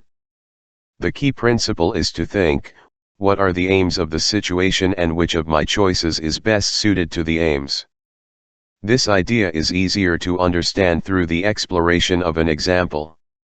Let's take a human resources manager who has been tasked with hiring a new member of the staff. The manager may have a range of strong applicants, but is impressed by two in particular. Of these two strong candidates, it would be up to the manager in charge of hiring to choose a best fit approach. The best hire would be the one that was the closest match for the requirements of the role. This principle can be applied in any other situation, not just hiring. Whichever option out of a range that is the most suitable for a set of needs is the one which should be chosen. This is hugely beneficial for charisma. One reason why some people struggle with the issue of indecision is due to an inability to understand the importance of being decisive. People such as this may not see that there is something inherently lacking charisma about failing to evaluate, choose, and pursue a decision. For such people, it is absolutely vital to overcome this mental stumbling block before being able to harness the power of decisive action and avoid the pitfalls of indecision and the negative impact it has upon charisma. Another major problem with indecision is that even after an indecisive person makes a decision, people are unlikely to feel inspired by it or willing to follow it. This is due to the fact that it has not been chosen with any confidence and it is therefore unappealing for people. If people do have to follow a decision like this, which has been chosen without confidence, they are likely to do so with caution and hesitation and will always be expecting it to fail. This leads to a lack of concerted effort and is likely to sabotage any chance the decision had of achieving its intended purpose. So what are some of the decisions in life in which people become indecisive? One is in their choice of a career. Some people are so paralyzed by the fear of choosing a wrong career path that they fail to choose any at all. Other people don't understand that they are in control of their own lives and are able to pursue whichever career they choose. Because of this lack of knowledge of their own power and choice, they fall haphazardly into whatever happens to be in front of them. If you wish to become truly charismatic, it is worth always avoiding detrimental indecision when it comes to your career and professional life. Another common area of indecision relates to romantic relationships. The starting point for this type of indecision is not knowing what you want. How many people do you know who drift between relationships without seeming to have a clear idea of what they actually require from the situation? To avoid this, the vital starting point is to have a clear idea of what you need in your life at any given time. Perhaps your life circumstances mean it is best you are single and free. If so, keep this in mind, and do not involve yourself with people who are looking for something more serious. Alternatively, perhaps you decide that a relationship is in fact right for you. If so, what type of relationship do you need? Do you need someone who is funny, kind, smart, or something else entirely? If you are unable to know what it is you personally want and require, you are unable to be decisive. Indecision can also negatively impact upon romance in a different way. Often, people will be scared of acting decisively in a relationship, through fearing of offending the person they are with. A common example of this is when someone is unable to choose a restaurant or say where he or she wants to go on vacation. Although their intention in this indecision is good, they end up hurting themselves. This is due to the fact that decisiveness is charismatic and, therefore, attractive. Indecision, on the other hand, is not charismatic, and is therefore unattractive. Try this principle out for yourself in your own relationships. The next time you are asked something, give a decisive answer. Even if the person you are with disagrees with your choice, he or she will almost certainly respect you for having made it. Only by trying this for yourself, and witnessing the benefits firsthand, are you likely to understand how important it is to become more decisive in every area of your life. Negativity is an absolute charisma killer and one that must be avoided at all costs. We will now explore some ways in which negativity harms charisma, different situations in which negativity is often found, and ways of avoiding slipping into negative patterns, even when it is tempting to do so. Earlier in this book we explored how positivity and authentic happiness are key components for someone who wishes to exert charismatic influence. It naturally follows that negativity is contrary to charisma and therefore harmful. What many people fail to understand, however, is that negativity harms charisma more than positivity helps it. This point cannot be emphasized enough. Positivity aids charisma, but not nearly as much as negativity harms it. So what are some of the most common situations in which people are negative? Perhaps the most common manifestation of negativity with regards to charisma is when people are negative towards themselves. Some common examples of this are people failing to recognize their own strengths, people feeling insecure, and people being pessimistic about the future. Interestingly, many people do not actually realize they are being negative. Why is this? One of the main reasons that people fail to understand they are being negative is due to a belief they are simply being realistic. People often think that by focusing on the negative aspects of life, they are being more honest and authentic than people who choose to maintain a positive outlook. This viewpoint is mistaken. Although it is important to have a full and honest understanding of a situation and what it entails, focusing on the negative aspects is not being realistic. This is because by focusing primarily on what is bad, it is giving a distorted picture of the situation in its entirety. A visual analogy for this is people looking at a garden and seeing only the weeds, rather than the garden as a whole. Another negative situation that is harmful for charisma is when people allow their view of their own strengths and weaknesses to be overly influenced by others. This is usually down to a failing to understand and know oneself fully. In such a situation, people are easily led and influenced. Let's take a closer look at this idea through an example. Imagine someone who initially believed that they were a skilled communicator. If they simply thought this without knowing the specific reasons why, they would not have a clear picture in their own mind of why they felt they were effective. Such a person is therefore open to influence by others. Why? If someone says, "You are not a good communicator," and offers several reasons TMS, TNE person NAS not to counter WLTN, as TNR personal VUPOMT IS based on ignorance. They trust the other person's opinion over their own, as it seems more logical, and become negative about something they previously believed to be a strength. So how does a person counter this influence from others leading to negativity? The first step is to have a clear reason why you feel the way you do. For example, if you think you are good with people, then be able to justify this viewpoint and have examples from your own life which support it. Without such justification, you are vulnerable to the influence of others. This can lead to negativity, or at least the potential for negativity. Don't allow this. Protect your own charisma by understanding why you feel positive about yourself. Other people are negative as a strange form of protection and self-preservation. Such people think that if they are not positive and enthusiastic, they cannot be hurt. Let's take a look at some of the most common situations in which this problem relating to a lack of charisma arises. A person's career is one area where negativity as a form of protection often occurs. Imagine someone who has just got a new job.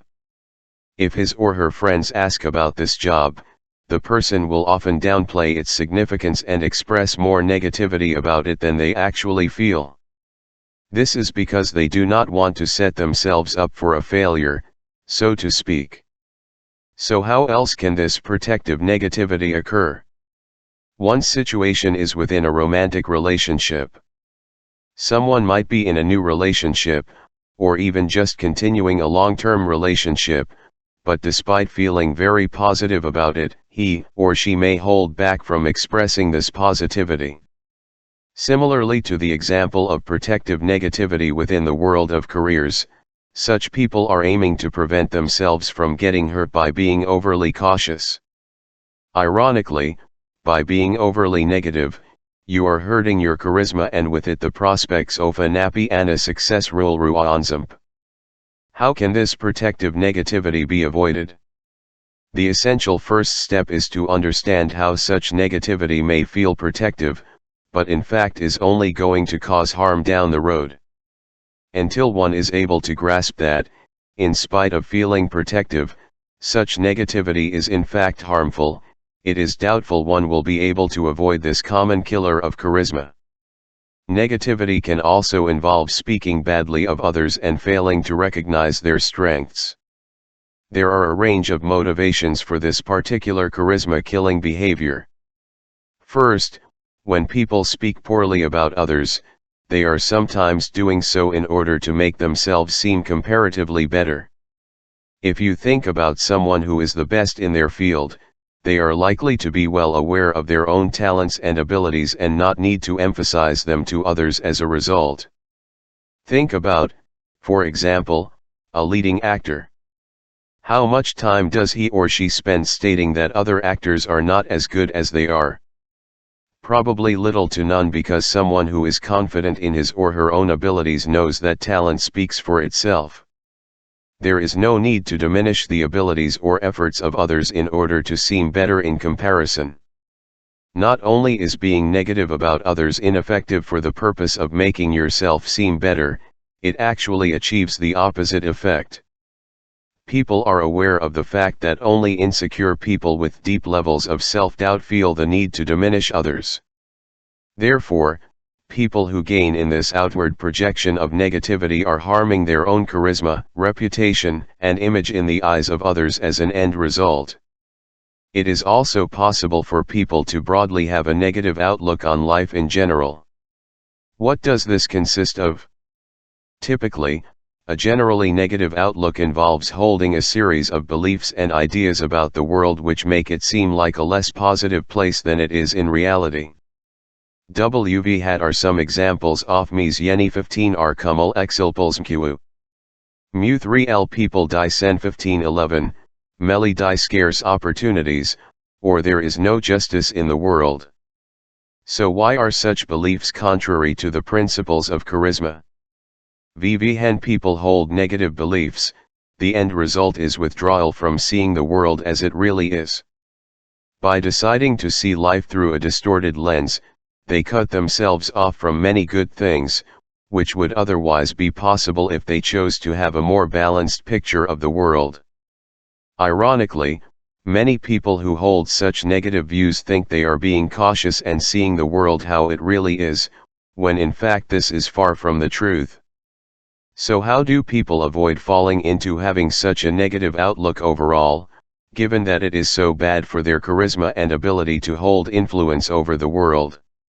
It is important to see the world in a balanced way. This involves not taking what others say as fact at face value. One of the most common reasons for having an overall negative outlook is believing what other people say without questioning it. To combat this directly, it is important for a person to look at his or her views about the world and really determine where they have originated. Has someone fed the information to him or her to skew his or her view of reality? Has his or her childhood had a negative impact?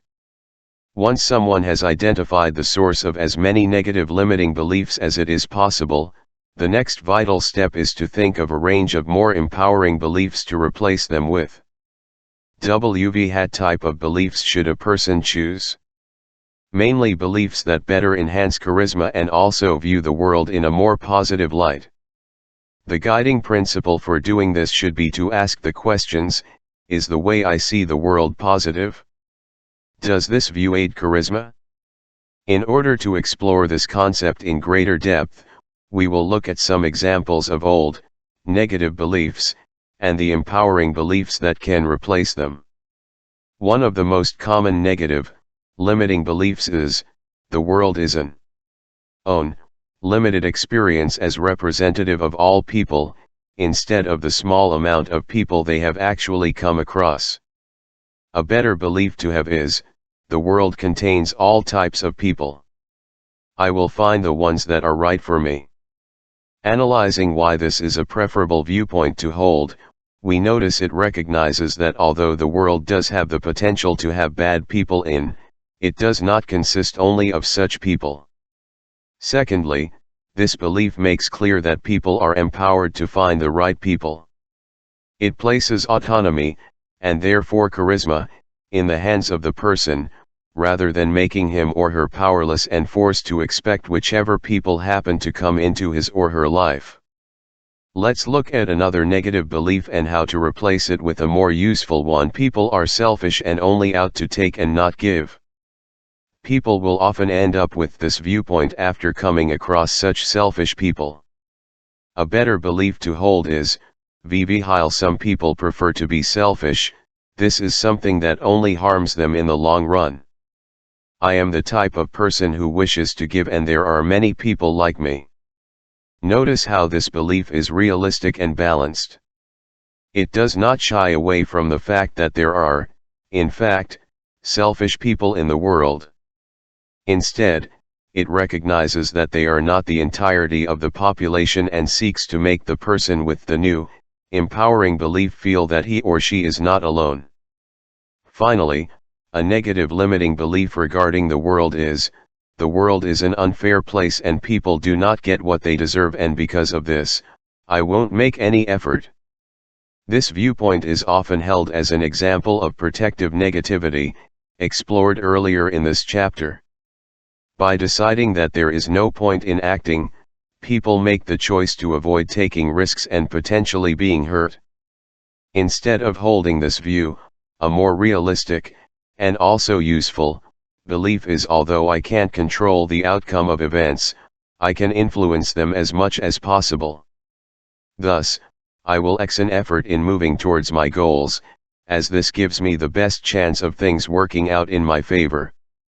Notice that all of the above empowering beliefs are not unrealistic. They do not paint the world as a perfect place. Instead, they simply avoid distorting reality in an overly negative light and harming oneself in the process. You might find it useful to take some time to look at all of the beliefs you hold, in any given area of life, and see if you can replace them with something more helpful or useful. Discomfort. We will now look at the various ways in which a lack of comfort harms negativity, the situations this problem is commonly found in, and the ways of overcoming this block to charisma. Discomfort is basically a lack of ease with any given situation. It relates to people feeling worried, nervous, sad, or anything other than calmly accepting what is taking place. Discomfort can be physical or mental as well as situational or general. One type of discomfort is physical. Strangely, this is one of the easiest to overcome, but one of the types that often people seem unwilling to take action to correct. What exactly does physical discomfort mean? It is a mixture of several things: sitting or standing in a way that hinders charisma, wearing clothes that reduce someone's feeling of confidence, or being uncomfortable in situations of physical proximity or contact, such as shaking the hand of another person. Let's take a look at these individually and explore why they are harmful for charisma. The first issue relates to body language. You will have hopefully noticed that sitting or standing uncomfortably is in direct contradiction to the principles of charismatic body language, which we looked at earlier in the book. That chapter primarily focused on the right body language, rather than that to avoid. So what exactly is a type of body language which shows physical discomfort?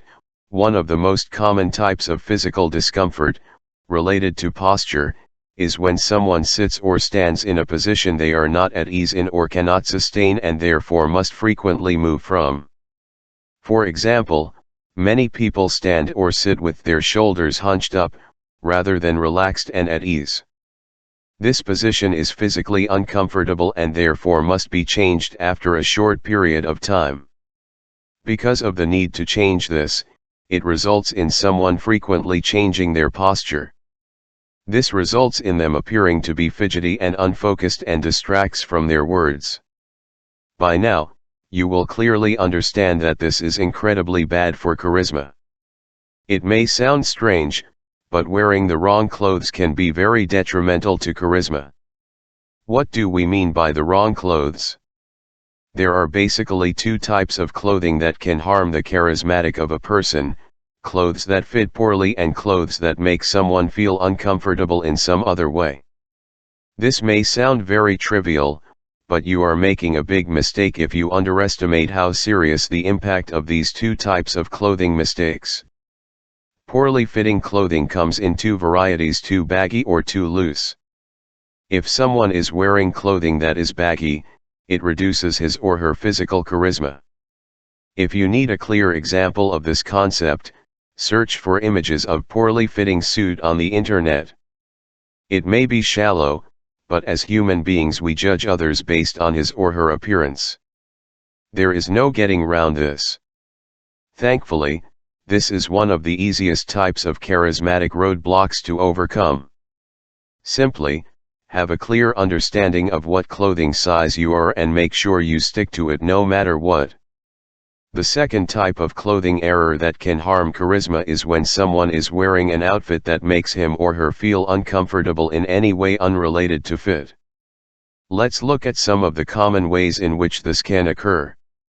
First, if someone wears clothes that are less formal than a situation requires, it is likely to harm charisma by making the person feel underdressed, and therefore not present to the moment, or people will judge the person for not dressing suitably for the occasion, causing the person to feel discomfort and inappropriate. So how can we overcome the problem of wearing unsuitable attire? It is quite simple. Have a careful understanding of what the norms are for any given situation and dress accordingly. It may sound obvious, but many people overlook this and struggle with it. Some situations have a formal dress code. If this exists, follow it, but follow it accurately. Your understanding of smart casual may differ from the general understanding. If you are ever unaware of what a dress code actually means, just research the meaning online from a reputable source. Other situations will not have a formal dress code to follow, such as a nightclub or some parties. In situations such as these, there is obviously a little more flexibility, but it is still important to try and dress in a way not be off-putting to others. If, for example, the venue in question is a nightclub, try and take a look at their website or social media page to see if there are any photographs indicating the right or wrong way to dress. Failing this, dress in the same way as the people you know who are attending do. This will mean, at the very least, you are not the only person dressed a certain way. Physical proximity/contact is one of the main situations in which a lot of people show physical discomfort. Some of the main signs of feeling a lack of confidence and comfort being around other people include fidgeting, moving around in a distracted way, avoiding standing near people, or shrinking and withdrawing body language when close to someone else. This is a sign of deep discomfort and is very bad indeed for charisma. Instead, people should seek to be at ease around others. If this is an initial stumbling point, it can be overcome by seeking out the proximity of others and learning to be okay with it. Then when a situation is not chosen, but rather necessary, there will not be a problem relating to physical proximity, as the person will already be used to it. Mental discomfort is the other main type of discomfort that harms charisma. So what are the main types of mental discomfort and how do they manifest outwardly? First, finding yourself in a new or unfamiliar environment is a key trigger for mental discomfort. People naturally are more relaxed and at ease when they are around places and people that they have a track record of interacting with. So how does a person overcome this mental discomfort related to unfamiliarity? Obviously, it is impossible for someone to seek out, and become comfortable with, every possible type of situation they could face. So if people are unable to do this, will they always be bound to be mentally uncomfortable in unfamiliar situations? No, while it is impossible to become comfortable with every situation, it is possible to become comfortable with new situations in general. In order to do this, people should seek out new opportunities whenever they can. This results in the mind becoming more at ease in general with people and places that it has not encountered before. If you try out this technique, you will notice a rapid difference in the level of comfort you experience. Situational discomfort is a type of discomfort which only manifests in specific situations, not others. For instance, some people are fine with speaking in front of an audience in general, but find it very uncomfortable when the audience is consisted of people of a higher status, such as a superior colleague or an elder. Other people are fine with meeting new people, but struggle if they meet people and a language barrier happens to exist between them. Any situation that is uncomfortable if a certain factor is present, but comfortable otherwise, is an example of situational discomfort. The way to overcome situational discomfort is by taking the time to sit down and have a careful look at different situations in life. Perhaps there is a time you noticed you felt discomfort and it surprised you because usually that is the type of situation you are fine in. This is often an indication that situational discomfort is a problem. Let's take a commonly found type of situational discomfort related to the world of romance and dating, talking to a specific type of stranger. People may find themselves able to interact socially in general, but when they are interacting with an unusually beautiful member of the opposite sex, it becomes difficult to do so. This is a prime example of situational discomfort. In order to overcome this, the person would first need to identify specifically the issue. Is it people who look a certain way? Is it beauty in general? Once the source of the situational discomfort has been clearly found, the person can then begin to actively seek it out. Over time, as such uncomfortable situations become routine, they lose any power they had over the person. General discomfort contrasts directly with situational discomfort, whereas in the case of situational discomfort, specific sources of worry exist for a person. General discomfort involves no such obvious triggers. General discomfort means that a person is uncomfortable regardless of the external triggers in place. It is important to note that this does not mean such a person is uncomfortable in each and every situation. Rather, a person experiences discomfort in a range of different situations, but without any kind of obvious cause or trigger. This sounds like something very difficult to overcome. Worry not, it is possible to do so. How? If general discomfort is a problem to you, the remedy is to focus deeply on the internal pillars of charisma that are found earlier in this book. This will not be recapped here, merely expanded upon. In the case of general discomfort, the most important tool that exists to overcome it is to seek out any situation or practice which results in a feeling of well-being and relaxation. If someone teaches their body to feel deep levels of relaxation, it is good for stress, both physically and mentally. So what are some techniques that can aid with gnelkadilulalen_ne plumule when yumgra? Exercise is very important. This can be anything a person happens to enjoy. Indeed, it is vital to find a form of exercise that is enjoyable, as this makes it more likely to adhere to. By exercising, a person helps his or her body to get rid of stress. They also release various feel-good chemicals into the brain, which promote a general sense of calm and positivity. This then manifests in a greater level of general comfort and subsequent charisma. Taking the time to indulge in calm, pleasurable activities can also reduce general discomfort. These can include reading, learning something interesting, or listening to music. Anything that makes you feel calm and at ease will help your comfort levels in general and boost your charisma in the long run. Throughout this book, you will have noticed the importance of expressing warmth and care in being charismatic. Similarly to other ideas in this chapter, the opposite behavior harms charisma a great deal. First, we will explore what is meant by being cold. Second, we will look at why it is so bad for charisma. Finally, we will look at ways of avoiding this roadblock to charisma. Charisma-killing coldness can take a variety of forms.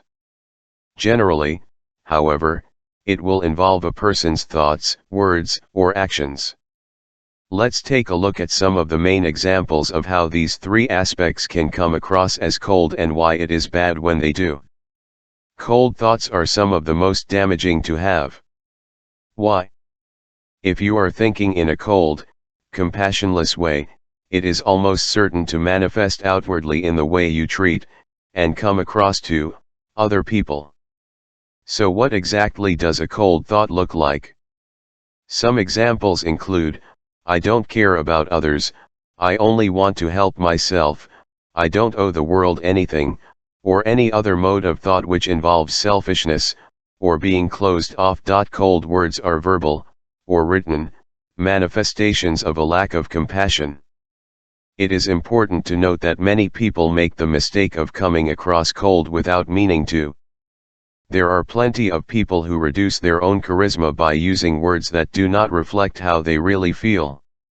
Some examples of this include signing emails off in an abrupt manner, using language contrary to manners, being overly dry or technical when speaking, or anything else that reduces the level of compassion, and therefore charisma, which is expressed through words. In order to overcome the problem of speaking or writing in a cold manner, it is important to get the feedback of someone neutral whom you trust. This should not be someone very close, such as a spouse or a relative, as they are unlikely to feel completely free to be honest with you. Someone in your professional network or a dispassionate friend is a good choice. Then, solicit actionable feedback from this person with regards to your choice of words, tone, and other aspects. Be sure to take their advice on board and make a definite and deliberate effort to become more charismatic through warmth. Cold actions are the final aspect of coldness known to harm charisma. These can include a person's body language and even the way in which one makes decisions. Cold body language is anything which runs contrary to the body language chapter found earlier in this book. It is easy to overcome. Simply implement the principles relating to stance, gesture, facial expression, and so forth. Depending on how deeply cold body language is ingrained, it may take a long period of time to overcome. It is very much worth it, however, as cold body language is one of the fastest ways to kill charisma. Cold decisions are a form of coldness that harms charisma greatly. What exactly is meant by a cold decision? Basically, any course of chosen action which seems to have been made without the feelings of others in mind can be seen as cold. This doesn't mean that decisions can only be made which are pleasing to everyone. Far from it. Difficult choices still can, and should, be made. The important thing is to ensure that the appearance of care and consideration is given. As long as people have the perception that their needs have been considered, they are likely to forgive almost anything. Inflexibility is the final major roadblock to charisma which a person must actively seek to overcome.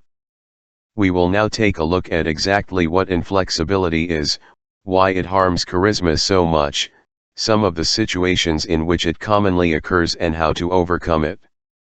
So, what exactly is inflexibility? It is when someone has a very rigid view of the world and they are either totally unwilling, or very slow, to change the way they see things. This usually comes across as wanting things to be a certain way. Rigid people like a very predictable, routine life, and are disturbed to one degree or another when things do not match their model of the way the world should be. Inflexibility is bad for charisma as it shows a leader is unable to deal with the world as it really is.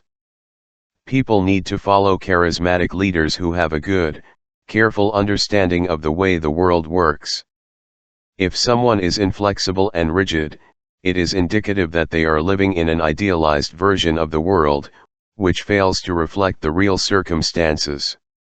If someone cannot see the world as it really is, how can they expect it to operate effectively within it? Inflexibility is also bad for charisma, as it means that people are only able to be influential when their situation at the time happens to conform exactly to their preference. Any deviation from this idealized reality hampers a leader's ability to act. As the ability to act is tantamount to charismatic influence, inflexibility is a serious form of self-sabotage when it comes to being charismatic, the final aspect of the charismatic equation. Inflexibility can occur in almost any situation, but there are some more common than others. Cultural inflexibility can occur either on a national or company level. Cultural inflexibility involves a leader being effective within the norms of their national culture, but ineffective outside of it. Company cultural flexibility occurs when a charismatic leader is only effective within a certain type of company context, for example, a bureaucratic company culture with strict rules or a more flexible company culture. Interpersonal inflexibility is perhaps the most common, and also most serious, type of inflexibility that harms a person's charisma. This involves only knowing, or being able to show, one way of interacting with other people. As you have seen in the book's earlier chapters, it is absolutely vital to interact with people as individuals and to treat them accordingly. A way of communicating with one person is different from another, and this must be clearly understood. If someone is interpersonally inflexible, they are unable to operate charismatically with the various types of people the world contains. They are therefore limited in the influence they can exert. Overcoming inflexibility can be worked on in both specific and general ways. To overcome inflexibility in general, you should challenge yourself to find different, but equally effective, ways of operating. For example, make a list under any given heading, such as communication. Then list all of the different ways in which you can communicate effectively. By doing this, you will show yourself that there is more than one valid way to be. This is powerful as it trains your mind to realize that there is no one right way. Doing this exercise in different areas also provides practical ways of how flexibility can be applied, rather than merely understood. Overcoming inflexibility in a specific area of life requires you to understand exactly how you are inflexible in a certain area and why being that way is harming you. You might be aware of your inflexibility, but unaware of how to change it. Alternatively, you may not know the areas in which you are inflexible. Asking others and getting feedback can help with this. Once you have identified a specific area in which you feel your inflexibility is a problem, it is important to get a clear picture of what a textbook flexible response to this situation would look like. Writing this down can help. For example, in the situation of cultural inflexibility, you could write down all of the ways in which someone who is culturally flexible would act, talk, and come across in general. By doing this, you can then find ways to apply these ideal behaviors to your own life and benefit from them by becoming more charismatic. Final thoughts: you now have a better understanding of the many ways in which charisma can be self-sabotaged and how this problem can be avoided. Understand that this chapter is not as comprehensive as your own insight. Once you understand charisma, you intuitively will be able to understand your own life and how charismatic it is. It is important to constantly think of charisma in a twofold way: improving charisma while removing roadblocks to charisma. By both developing certain behaviors and avoiding others, you are helping to ensure you live as charismatic life as possible. It is important to realize this is an ongoing process and you will experience setbacks along the way. As long as you are always aiming to move in the right direction, however, you are sure to become truly charismatic eventually. Chapter 12, Charismatic Role Models. Decoded. In this chapter, we will explore some of the key charismatic ideas found in this book in an applied way. The chapter takes a look at 4 of the most charismatic people found in our history, the ways in which they were charismatic, and the lessons that can be learned and applied from each.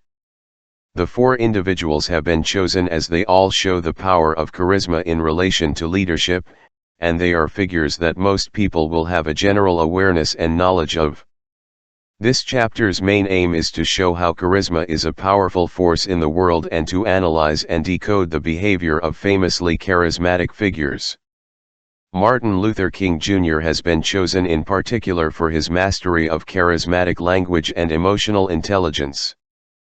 President John F. Kennedy has been selected both for his charismatic life and also as an example of how charisma can provoke strong reactions in people. Winston Churchill has been used as a sign of how charisma can be found in people who may lack behaviors, traits, or appearances, which some people may assume are needed for charisma. Finally, cult leader Charles Manson has been chosen to show how charisma can have a very dark side and how its principles are not selective, but universal, regardless of morality. For each of the 4 charismatic figures, their life will briefly be explored and related to charismatic ideas found in this book before specific lessons from each individual are extracted and applied. Dr. Martin Luther King. Dr. Martin Luther King is a unique example of how charisma can not only impact upon individuals, but upon society as a whole. We will look at some of the achievements that this great man's charisma helped achieve and then seek to understand how his example can be applied to everyday, modern life. Dr. King was able to make the ideas of racial equality and fairness seem important to people who may never have had to consider them before. Although black citizens of America were acutely, painfully aware of the struggle of racial inequality, it is not something that the majority of the population may have particularly stopped to consider at the time. Dr. King was able to change that. How did he do this difficult task? One of the reasons that King was able to impact upon people outside of the black community was due to his ability to make racial issues seem relevant to America as a whole, rather than just the black community specifically. How did he do this? By drawing on emotional and cultural intelligence to make complex ideas relatable, such as drawing upon the principles of the Constitution and showing how racial inequality ran contrary to some of the ideas and philosophies found in this document. The Constitution is important and close to the hearts of many Americans, so by making reference to it, King was able to make the racial struggle seem relevant to those who may not have thought about it before. King was also able to use the ideas of intellectual and emotional intelligence working in parallel to impact upon people's hearts and minds simultaneously. How did he do this? Often within the same sentence, King was able to touch upon both the emotional and intellectual dimensions of a topic. This is a key example of both emotional and intellectual intelligence being needed to be truly charismatic. Not only are they both needed, they must be used together, rather than separately, to have the maximum amount of impact. King is also a prime example of the charismatic power of empathy, understanding, and warmth. When you listen to King speak, or witness him interacting with others, it is clear that he seems to care deeply. He is not merely talking about his ideas in the abstract, they are close to his heart, and his words and deeds convey this level of sincere, personal care. So how can you apply ideas from Dr. King to your own situation? There is no need to think his ideas apply only to the political or social dimension of life. Instead, they are universal. By looking at the way in which King combines intellectually and emotionally intelligent language, you can use this as a blueprint for your own words. No matter whether you are a professional operating within a career context or an individual operating within a romantic context, King's intelligence combination is a powerful charismatic force. You can also model King's body language and facial expressions for your own benefit. For example, watch some footage of King greeting people. Look at the way in which he shakes their hands and his facial expressions, which seem to convey warmth and sincerity. You may find that you are inspired by these to try them in your own life and see if people respond well when you do. President John F. Kennedy. If you ever read about President Kennedy, you are sure to encounter the word charisma over and over again. Despite the fact that Kennedy is so frequently described as charismatic, there is often a lack of information regarding what exactly caused him to be perceived in this way. One reason why Kennedy was so charismatic was his apparent vigor and enthusiasm. He was one of the youngest people to ever hold influential political status. At the time, the youth of America were enjoying a social status they rarely had before, and Kennedy was representative of this trend. Kennedy also came across as deeply compassionate. Much of his legacy relates to attempting to spread the cause of human rights around the world. This is an example of how projecting an image of warmth and care causes people to respond well to a leader. No one will ever know how much of this was for political reasons or whether it was truly heartfelt. The lesson, however, is that as long as you come across as compassionate and caring, people will respond well. Kennedy was also charismatic due to the seeming mixture of intellectual and emotional intelligence. Kennedy was able to show himself as compassionate and, therefore, emotionally intelligent. On top of this, however, Kennedy had a strong track record of academic performance at some of the most prestigious American institutions of learning. People respected the fact that their president was able to show intelligence in multiple ways. So how can you draw upon the charismatic example of President Kennedy and make use of it in your own life? First, Kennedy shows how having a strong intellectual appearance, without bragging about it, can lead to increased levels of charisma. This doesn't mean that you need to become a leading academic. Instead, simply be aware of where your own academic strengths are and be confident about expressing them. When doing this, avoid the mistake of bragging, or showing off. Kennedy's level of compassion can also be used as a charismatic example to follow in your own life. What made Kennedy so charismatic in this area? He was not simply caring when it suited him, he seemed to care deeply about all people. You can apply this by making sure to express compassionate words and sentiments about people who are outside your immediate circle of social closeness. So, for example, don't just be compassionate about your own family, friends, and colleagues, this is expected of almost everyone. You can stand out from the crowd by showing care and heartfelt good intentions towards people who have nothing to offer you in life. This is a sign of true compassion and is very charismatic to be around. Winston Churchill.